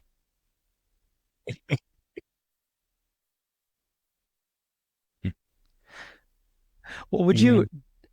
So that idea, Duncan, of like, would you call it Cho? Was it called? Was that the practice? Yeah. Do you? I'm just putting myself in the position of a listener who may not have done a lot of this, and then they hear that. They hear, wait, you want me to just give myself up to be eaten by a demon? And they're going, oh no, that's terrifying. That's a terrifying idea. And when I hear it, though, I hear something a little bit different, which I imagine. So I'm curious if you could expand upon it slightly for that type of person who may have that reaction. But my interpretation of it is you are offering, it's like you're almost an antidote to that darkness because you're all offering in love and compassion. It's like, come, let me embrace you. If you think you're going to stab me and that you're going to do all these horrible things to me and that it's going to be the end of the world, I know in my own knowingness that's not true, but let me embrace you and show you that that's not true for you either. And so it's more from the analogy I use for myself is, if I'm trying to be in the light, how can I be in the light if I'm holding someone else outside of it or another being outside of it? Even if that being is showing up in my space as I'm a big demon and I'm super evil, you should be terrified of me. If I go, yes, you are. You're such a demon. You're so terrifying. If I engage with it on the level that it's presenting itself with me as anything more than just a silly facade, and instead reaching out to what I know it is in truth, which is another part of source, which is a spiritual being, which may be misguided, has its own experience, but I speak to that part of it and I embrace the truth of what it is. And I say, please come, enjoy. And that it's almost like the facade. It's like they're wearing this big jacket that they think is who they are, this demon or whatever it is. But the moment you embrace them in that form, and maybe that's what, I don't know, the Buddhist was talking about. It's like, oh yeah, consume if you wish to consume this energy. What that does is it shows that the coat falls off, because these are just misguided sometimes beings that need assistance. They need help, and that's I'm curious. So to the person who might hear, being consumed by a demon, what would your response be to that? I'm curious how you would. Yeah, I thought you nailed it there when you said another part of Source. The demons are part of Source. We're a part of Source. And it's being able to kind of interact with it at that level. You know, it reminded me as well of David's orange dogs. You look at the orange dog one way and it's evil. You look at the orange dog another way, and it's just wanting to have a walk. Is the orange dog then good or evil? Well, it's an orange dog doing what orange dogs do. Yeah, it's being able to get to that level of awareness. I mean, how Cho was practiced originally. You know, monks would go out to scary places, burial ground. You know, and they would go out there in the depth of the night and deal with their fear. You know, and just surrender, open. You know, that sounds like an amazing practice. I might do that. That sounds great. Well, I realised that I did actually do it once. I did this thing once for charity where as a fundraiser I agreed to spend the night locked in a haunted prison cell in the dark on Halloween all by myself. And I was absolutely terrified. You know, at that time I couldn't even sleep with the light off. You know, I was scared of the dark. And that night did actually cure me of that.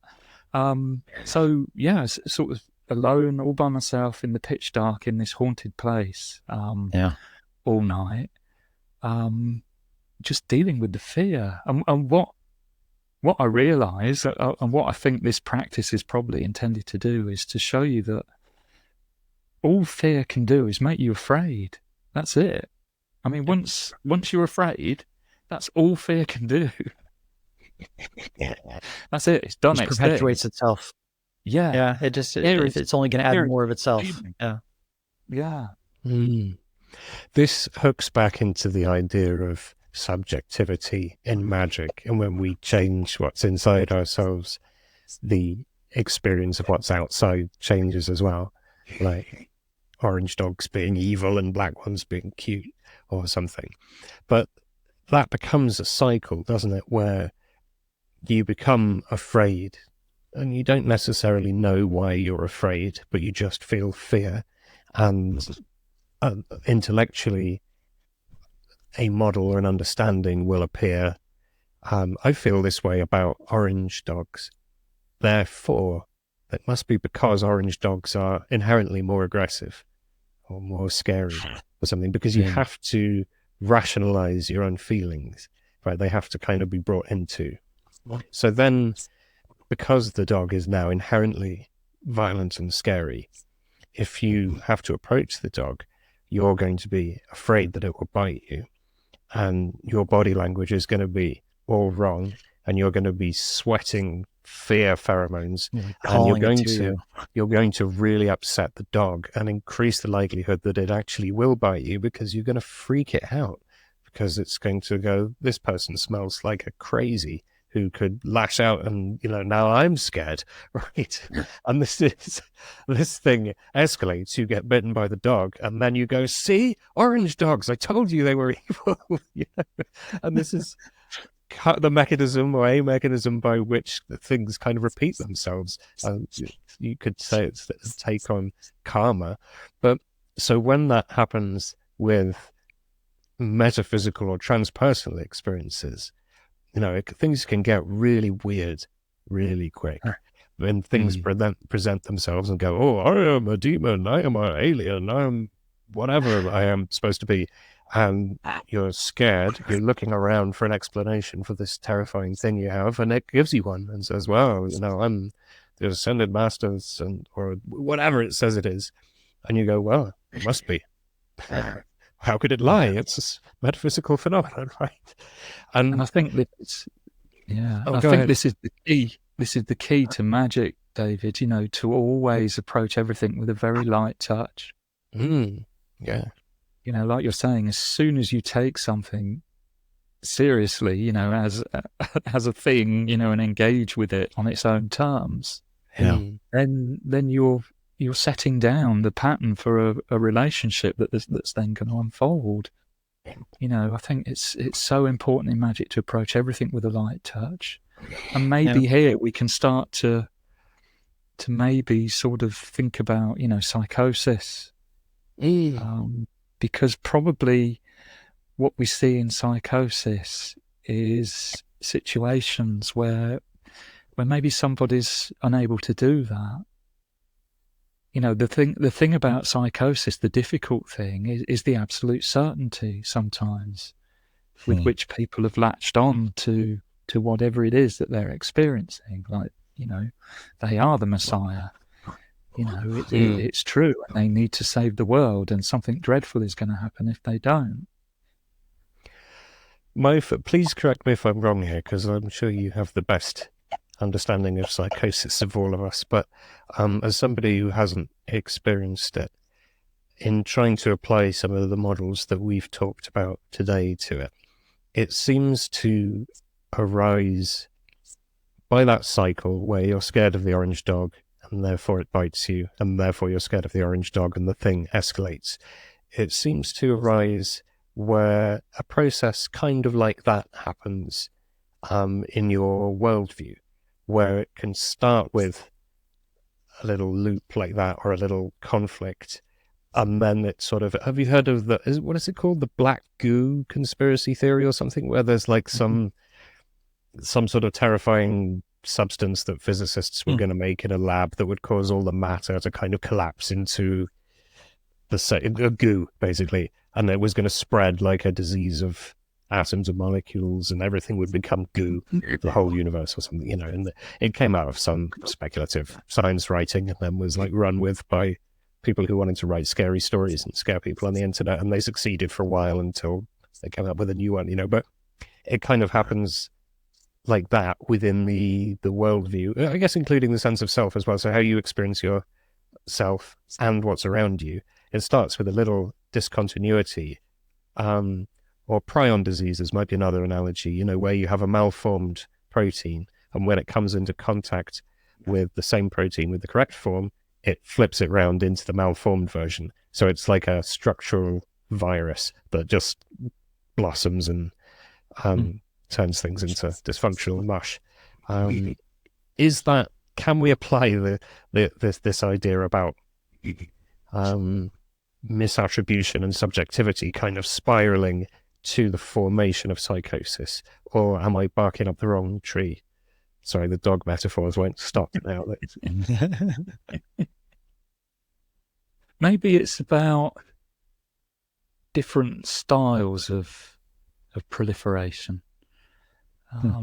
If we go back to Freud, who was, of course, usually the first person to write and think about, the sorts of things that we've been talking about. I mean, the distinction he drew was when a person's under some sort of stress or they're in some sort of conflict, maybe there are two sort of broad avenues that are responses to that.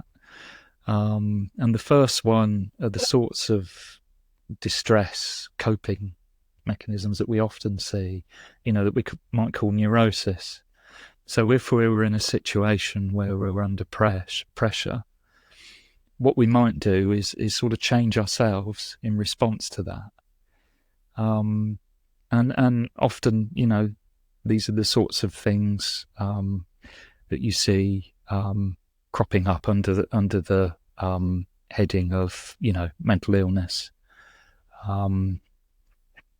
People end up with some sort of symptom, like a breakdown, for instance.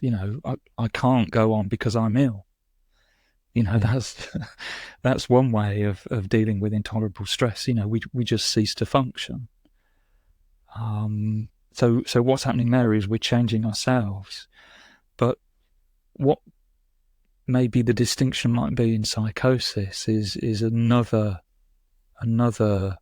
type of response, which is instead of changing ourselves, what we do is we change reality. So I can't cope with things because Mossad are following me. other intelligence agencies are available. Yes.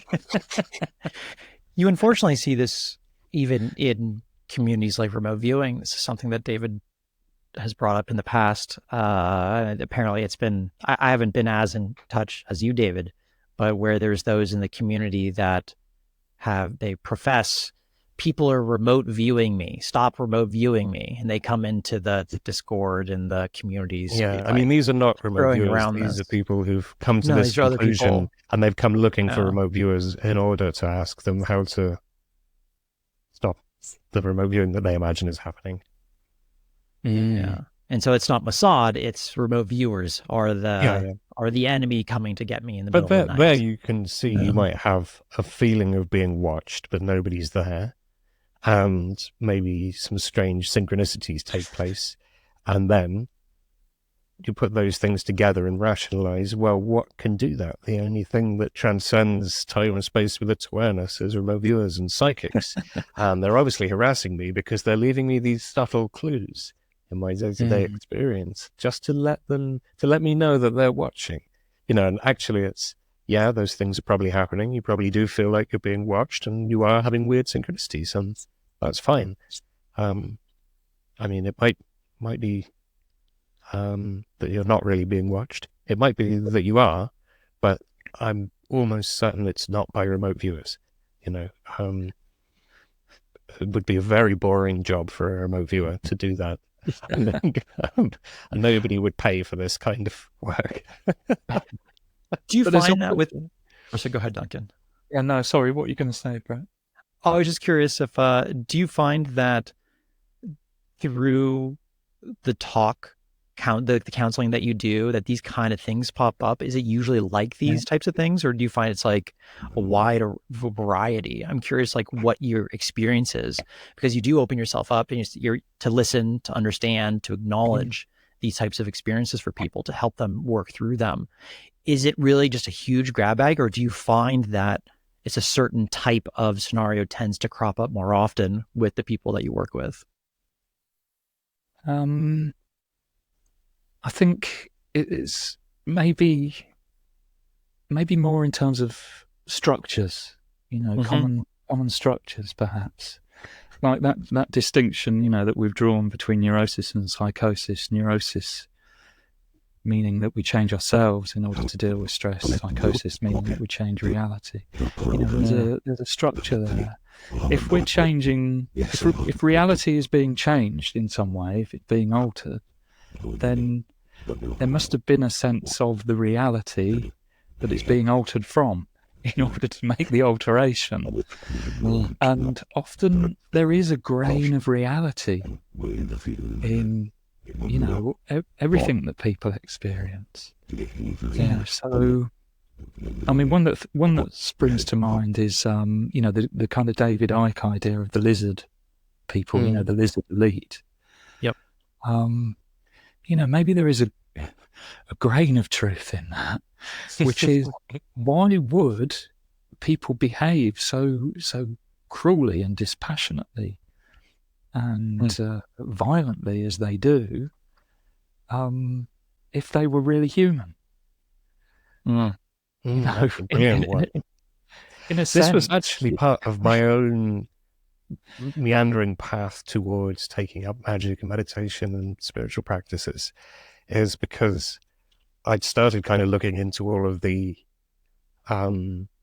conspiracy theories and, the true ones, kind of trying to examine how does the world really work, because I'd realized that I really haven't got a clue. I thought I did, but I don't, I don't have models that can make good predictions. I haven't got the faintest idea what's happening.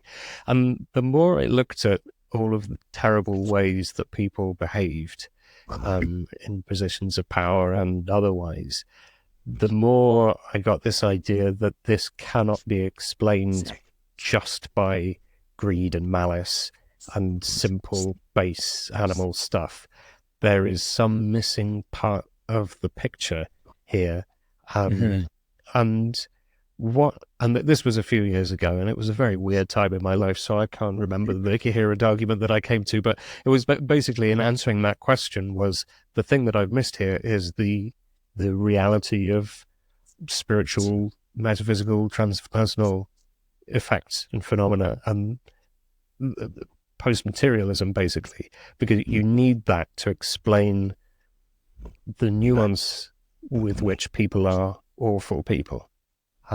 So it was funny that kind of, in a way, this like conspiracy theories and examining the evil in the world actually kind of drew me on my path to realizing that the world was much bigger than, reality was much bigger than I'd assumed. But I guess that might be a bit idiosyncratic to me, because thinking about that now, I can't necessarily work out how the coherent logic would have progressed from one to the other. But I just remember I went down the rabbit hole, fell out the bottom when I realized that spirituality, that's actually the missing piece that makes this equation balance and makes it make sense. So yeah, lizard people for sure. I mean, they're a trope, aren't they? It's a shorthand now, the lizard people, because of this idea of the bad people, right? But what about the remote viewer? You know, why are they watching us all of the time? Could it be so fascinating? What's harder? I mean, what's particularly annoying is that typically you would not notice if a remote viewer was doing a session about you. Very rarely would you notice. Occasionally, people do actually experience a very intense feeling of being watched, but it's not enough anecdote to say that that's even a common. It's not normal. Usually, you wouldn't know, right? So especially. Well, it wouldn't surprise me if you were able to sit down with one of these individuals and really create a space for that person to acknowledge what their experience is. And I imagine you have to do this without judgment. You can't say, oh, well, maybe that's not true, or where are they from? And it's through that space they may actually be able to find what is the thing. And maybe there is something in their space that they're picking up. Or maybe it is just something that they're creating for themselves based off of something that happened in their life, and they're just trying to find an answer for it. So it's that constant trying to navigate this field. And I think it's funny because I take it from the vantage point of, if they are a spirit, there are other beings affecting other people in negative ways. The best way is probably, for me, I don't view it as the most proactive, to go to war with that stuff, or to try there's a campaign to fight it.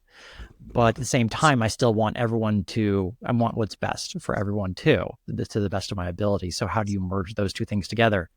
And I think that's something that, what Josh was talking about before. It's like, a lot of people brought up, well, the demon is always trying to get you.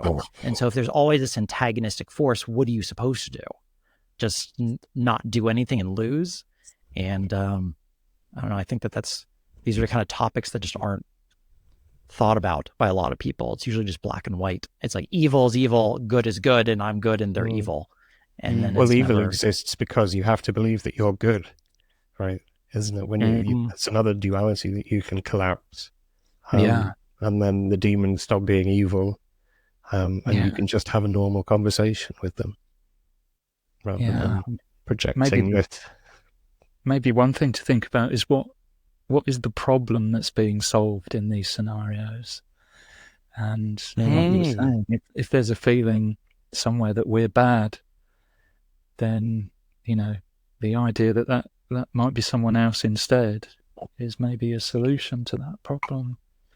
I mean, maybe the idea that the remote viewers are watching us all of the time is a solution to perhaps a sense that nobody's watching us and nobody cares. Or perhaps the fact that, that we are being watched, but it's not by anything human. Yes, your washing machine, your phone, your car, your robot vacuum. Exactly. That's such a useful thing, actually, to do. What you did there, Duncan, you turned it upside down on its head. It's like, what does it solve? What is it doing? What do I get to? It's like, I've heard this before and it reminded me of it, where what do you get out of the bad thing that's happening? And in this instance, it's, well, you get to not be alone or never be observed. So therefore, you're always observed by something. And for example, like another version of that is, what do you get out of always knowing that the worst case scenario is going to happen? Well, you get to be right, actually, because you constantly get to say, I told you so to those around you. See, it didn't work out. I get to keep saying that over and over again. And so I could see that being a useful thing. You even also, with people you avoid being surprised by unpleasant events, don't you? Because you're already expecting the worst. You can't shock you. You're kind of safe from sudden. Yeah. If we're all going to be blown up tomorrow, then I can worry less, or I can't worry anymore. As we were saying earlier, with magic and with spiritual practice too, as well, it's usually advantageous to hold things very lightly. Yeah. But often what we see in these sorts of scenarios with delusions and hallucinations is, something being held on to perhaps a bit too tightly, because maybe it offers a sort of refuge. It's interesting. I mean, sometimes I see people who are running into similar territory. They might be having hallucinations or, having ideas about the way the universe works as a consequence of their spiritual practice, things they've run into through meditation or prayer or religious experiences. And often people in that sort of situation tends to be characterized by just wanting to get back to normal. Why am I seeing angels?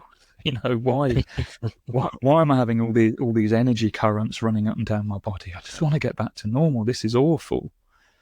But often where it's more a kind of somebody's crossing into what we call psychosis, that offers something to them.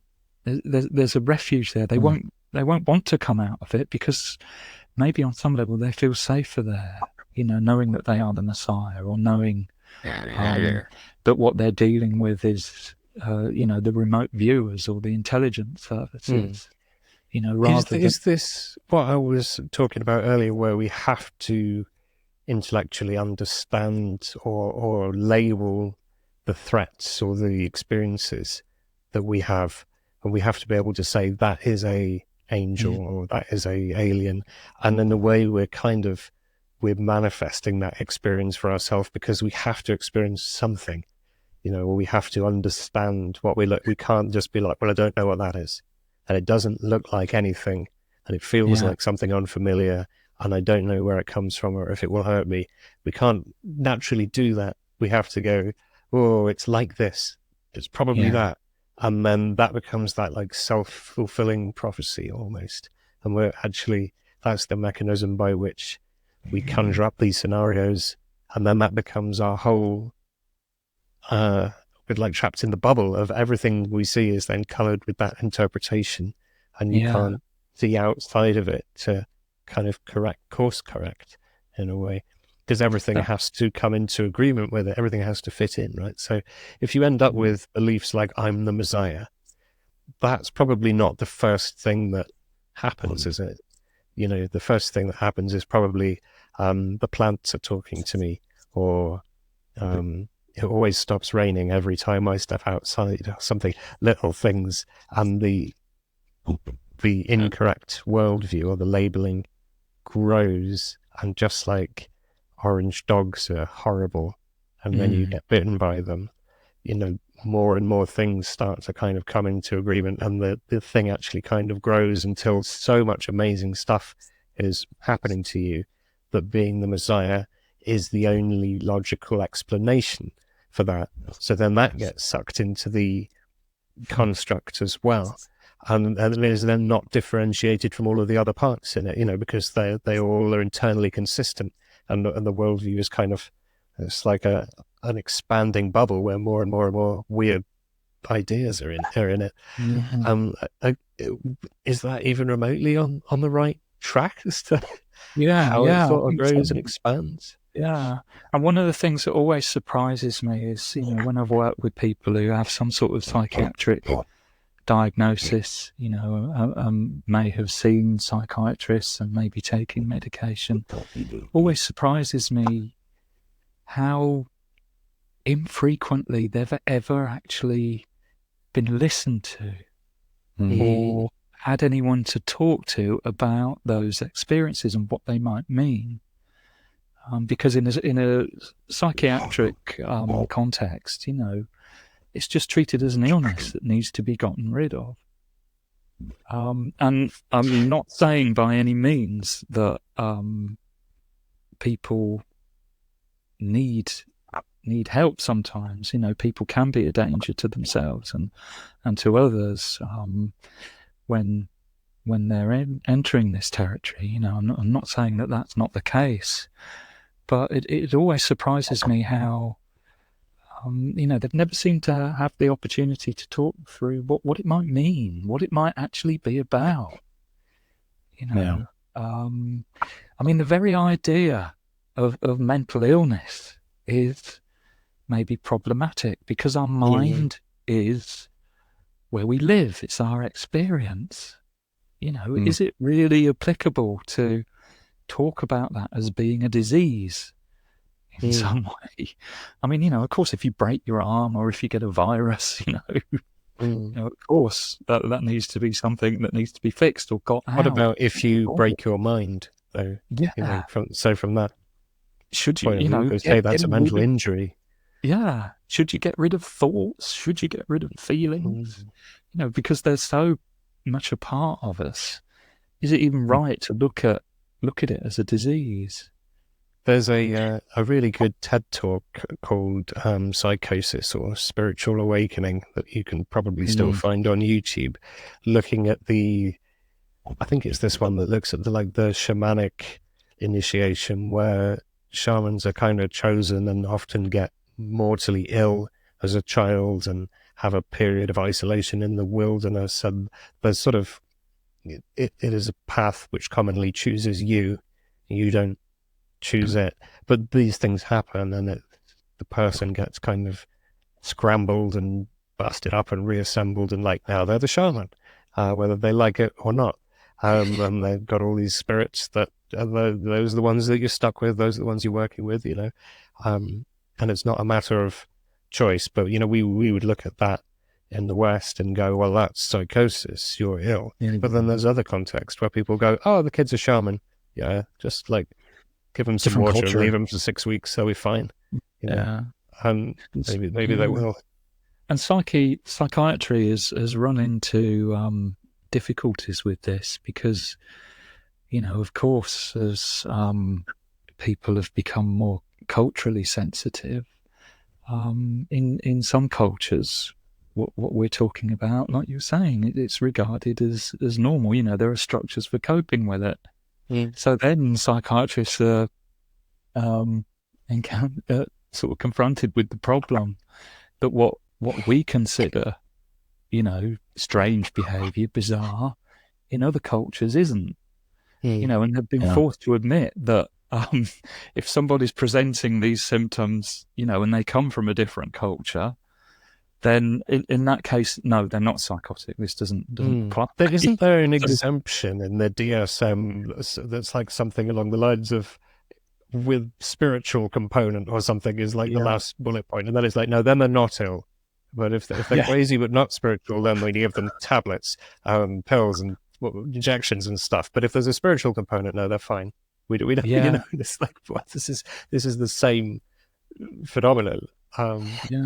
There was a guy I came across who did a podcast about this. I'm not going to name him because he's since taken the podcast down. So I'm assuming he's sort of walked away from it all. But basically, what he did was he meditated and he had an awakening experience, and it blew his mind.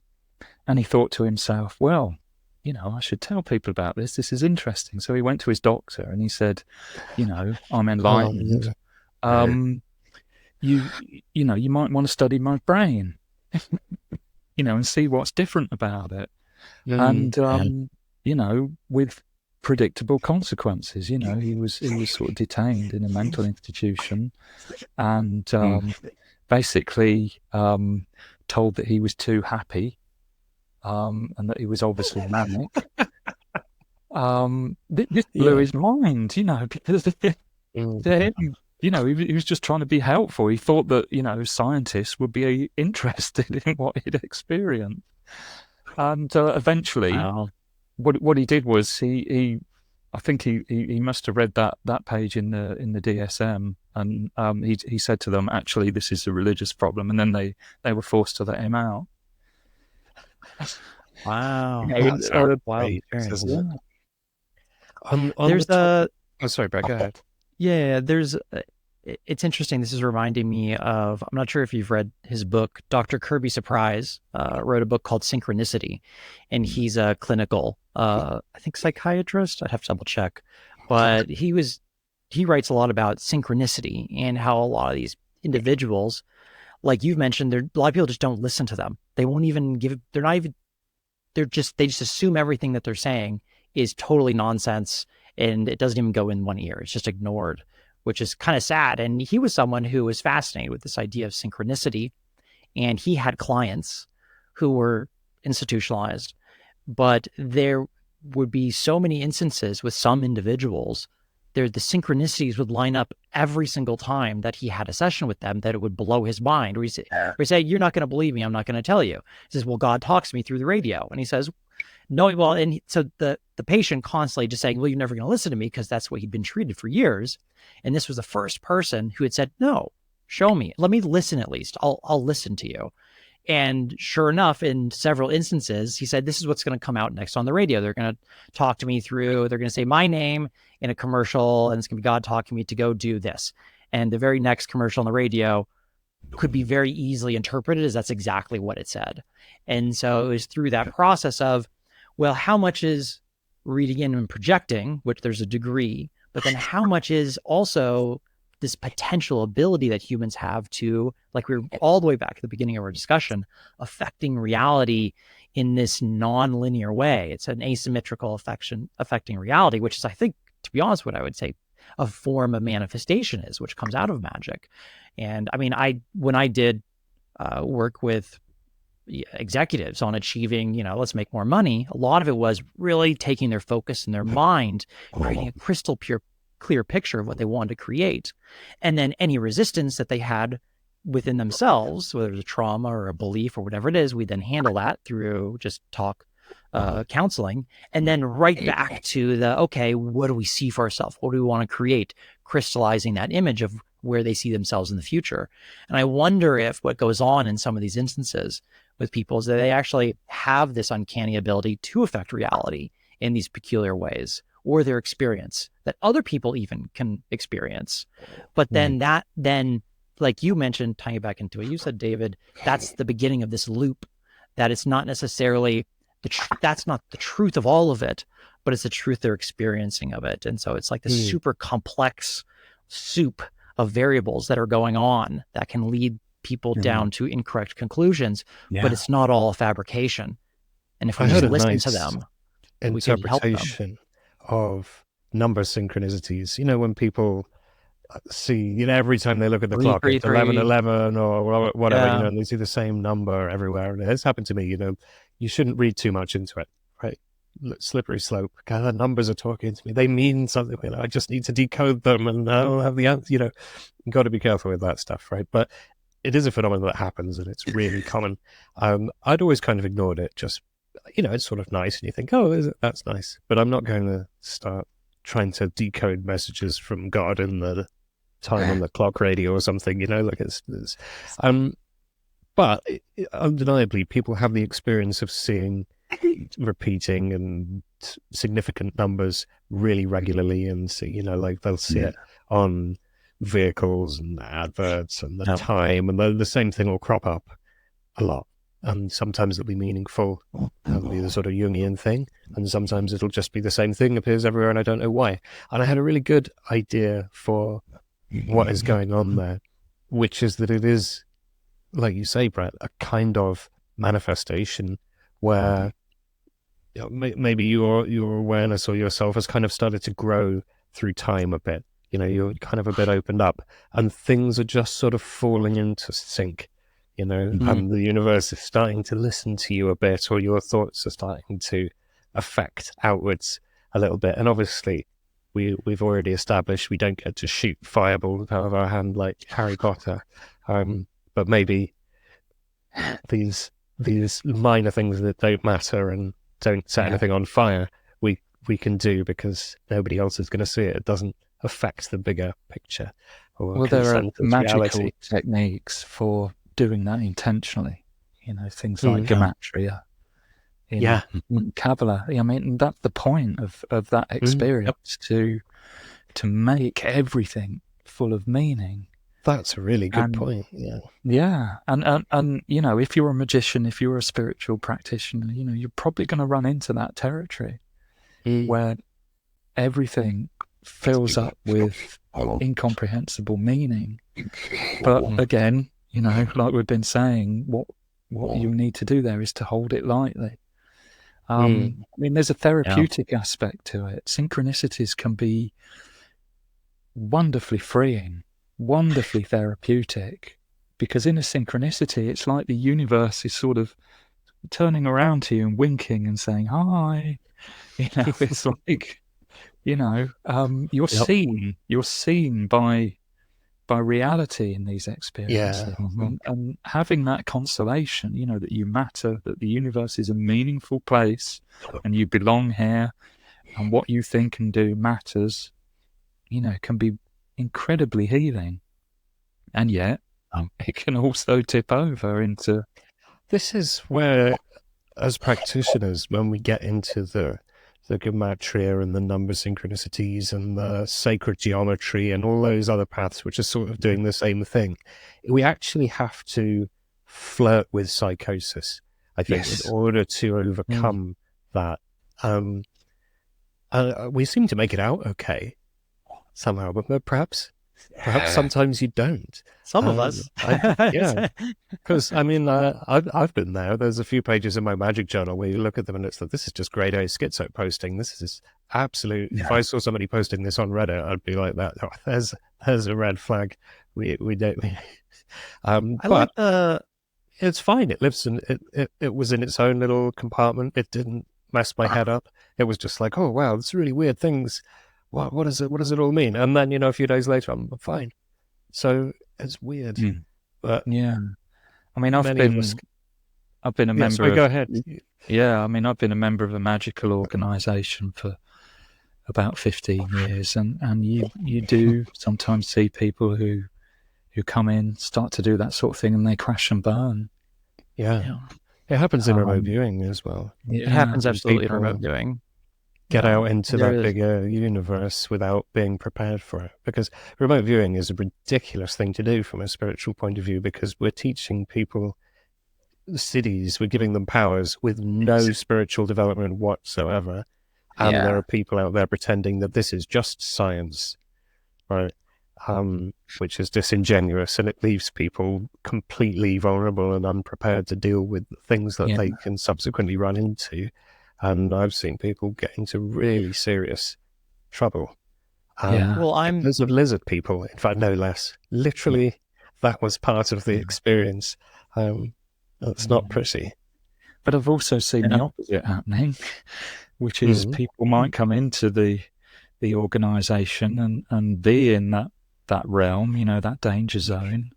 But then when they get to engage with magical techniques and see that things like magic can bend reality, and it demonstrates to them how malleable reality is, then there's a sort of relief. It's like, oh, well, no wonder I've been experiencing things the way I have.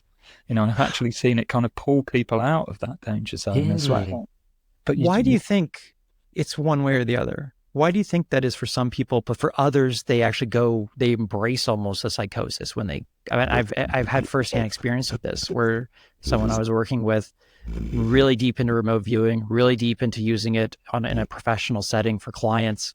And then because of the extreme use of it, they began hearing voices in their head that was saying for them to do things that were really terrible. And then they fled from remote viewing as fast as they could, Whereas other people, it's totally the reverse. Why do you think that is? Or do you have any thoughts about it? Yeah. I don't know. Just everybody's different. Yeah. Everybody's so different. I think some people have, like with everything in life, some people are naturally gifted, and it doesn't take very much to blow the doors off. Yeah. You know, and then if there aren't structures in place, you know, if there aren't proper guides and teachers, then, you know, they're vulnerable. Yeah. I think that's true. Yeah. Definitely. I mean, I've seen similar things in meditation. You know, some people have an incredible gift for being able to concentrate, you know, that I would die for. But it can get too hot sometimes, you know, especially if people aren't prepared for where that can take them. It's a weird balancing act. I've just found personally where, and I've said this, you've heard me say this probably before, David, where it's like, I'm trying to keep my feet on the ground, but my head in the clouds. And how do you do that? How do you navigate that thin path between trying to, I'm having a human life, I'm having a human experience, but I'm also having psychical experiences, and I'm also accessing information that is no one, unless they're experiencing this, would believe, and they think I'm crazy. It's navigating this thin path between the two while still, and I feel maybe this is something that I found helpful, is to constantly question myself. Am I being honest and truthful with myself? Am I genuinely trying to keep my feet on the ground? Or am I just taking everything at face value when, well, face value is not necessarily always the truth. And so it's that self-reflection and questioning I felt is very important to me, to make sure I'm doing that. And skepticism, isn't it? Yeah, healthy skepticism. Yeah, rather than pseudo skepticism. But is there a simpler explanation?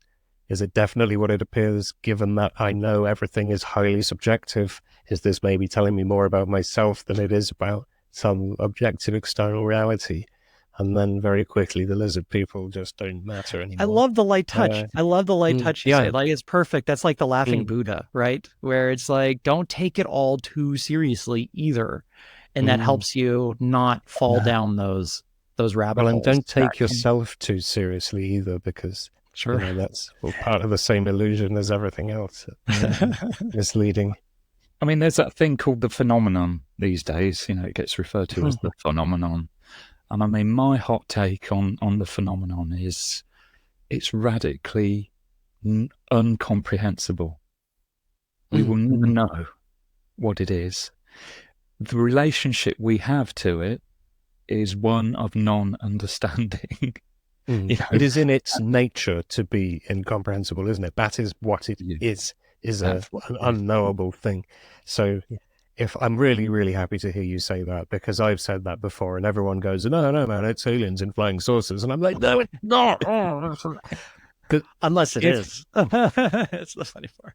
But you can't prove it because it's nature. Of course. It won't be known, right? Yeah. So you can project whatever you like on it. Yeah, but that is what it is. You know, that is what it is at the same time. You know, that's our relationship to it. We can't know it.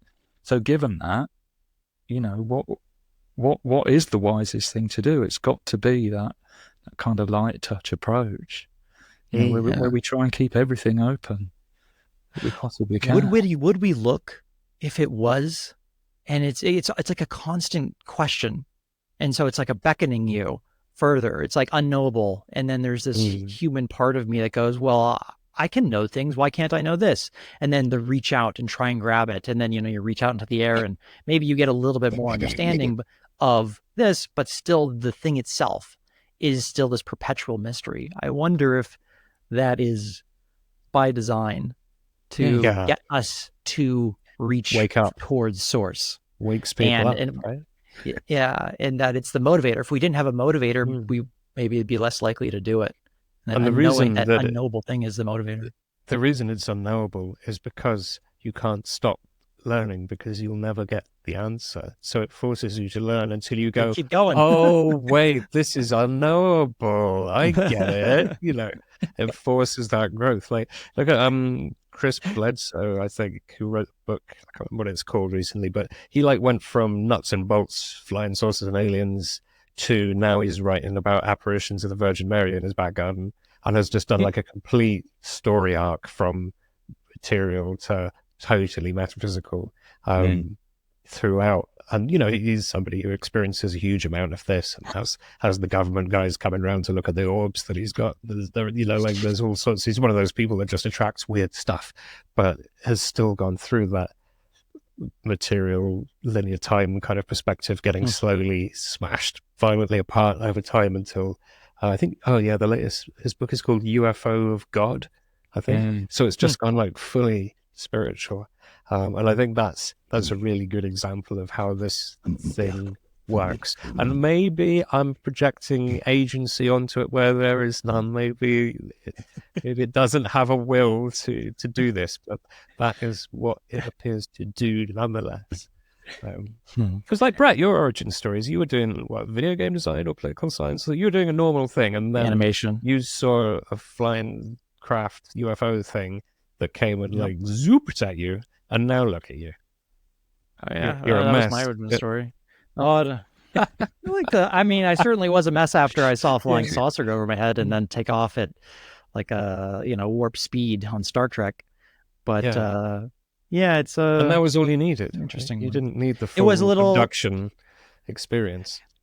Well, it was like a little wake up call. It was just like a little alarm bell. I actually had remote viewers look at that event and then look at the purpose of the event, and they actually did a great job. They described the triangle in the sky and someone seeing it and someone going, what in the world? They described it really well. And then I tasked them with, well, what was the purpose of that? And they just described it conceptually as it's just an alarm clock, just like time to wake up, time to go do some stuff you've apparently decided to do. So really simple. Actually, it wasn't anything more than that. So yeah, it's pretty wild. Well, Duncan, is there anything you're doing right now that you'd like to share with our audience? Or thank you so much for, I know it's getting a little bit late, that you're working on now that people might be interested in hearing about or looking up further, or that you're doing? Well, my podcasts that I've done that are over are still out there. There's occult experiments in the home, which is where it's just a massive brain dump of every single experience and thought I've had, in my years of studying and following the occult, presented in a way that I hope will be helpful to anybody who wants to, explore that domain. And then the other podcast I did was called Hierophany, which was a kind of exploration of the tarot. Let's put it that way, a sort of esoteric exploration of the tarot. And I've also done a podcast with my colleague Alan Chapman called Warp FM.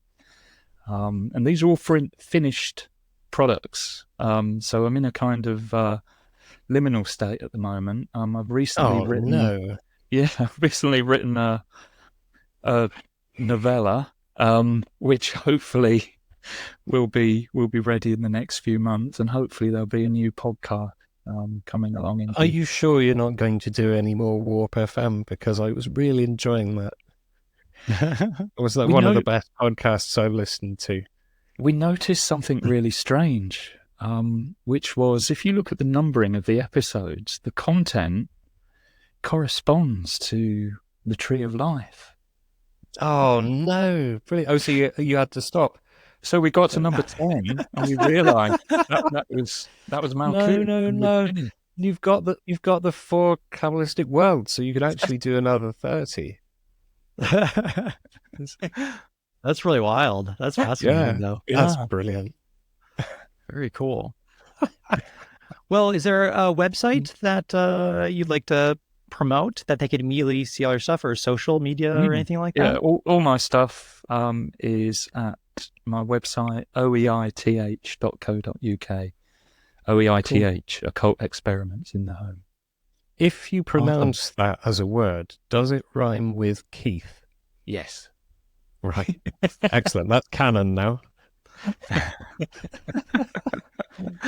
Oh, that's so funny. Awesome. Right. Well, anybody want to add anything else before we wrap up then? Because that has been a brilliant chat, and I think we could probably bang on until the small hours of the morning, but it's actually getting to 11 p.m. here, so we should let you get your beauty sleep, Duncan. Yeah, thanks ever so much for inviting me, guys. Yeah, well, thank you so much for coming. It's been a brilliant chat. Thanks, Duncan. Yeah, look forward to your future episodes. Thank you. Yeah. Well, hopefully we can come back and I can actually get around to asking about some of these dark and scary things, which we've not managed to do. We've talked about some interesting things today. Oh, Yeah. but It's a I wanted to do Jerry Marzinski talking to the schizophrenic voices and the prison planet. Oh, there's so many places to go. We'll have to save it for another week. I'm scared I'm going to lose my internet again if you do that. Yeah, I'm going to do it. But, yeah. Very All cool. right, cool. Well, good night then. Thank you. Thank you, Duncan. Bye-bye. It's time for some probing messages. I don't know. Penetrating sucking aliens. Have you ever felt like this? Right? Have you ever had an electricity just right up the road with John and Treader? There's something that started to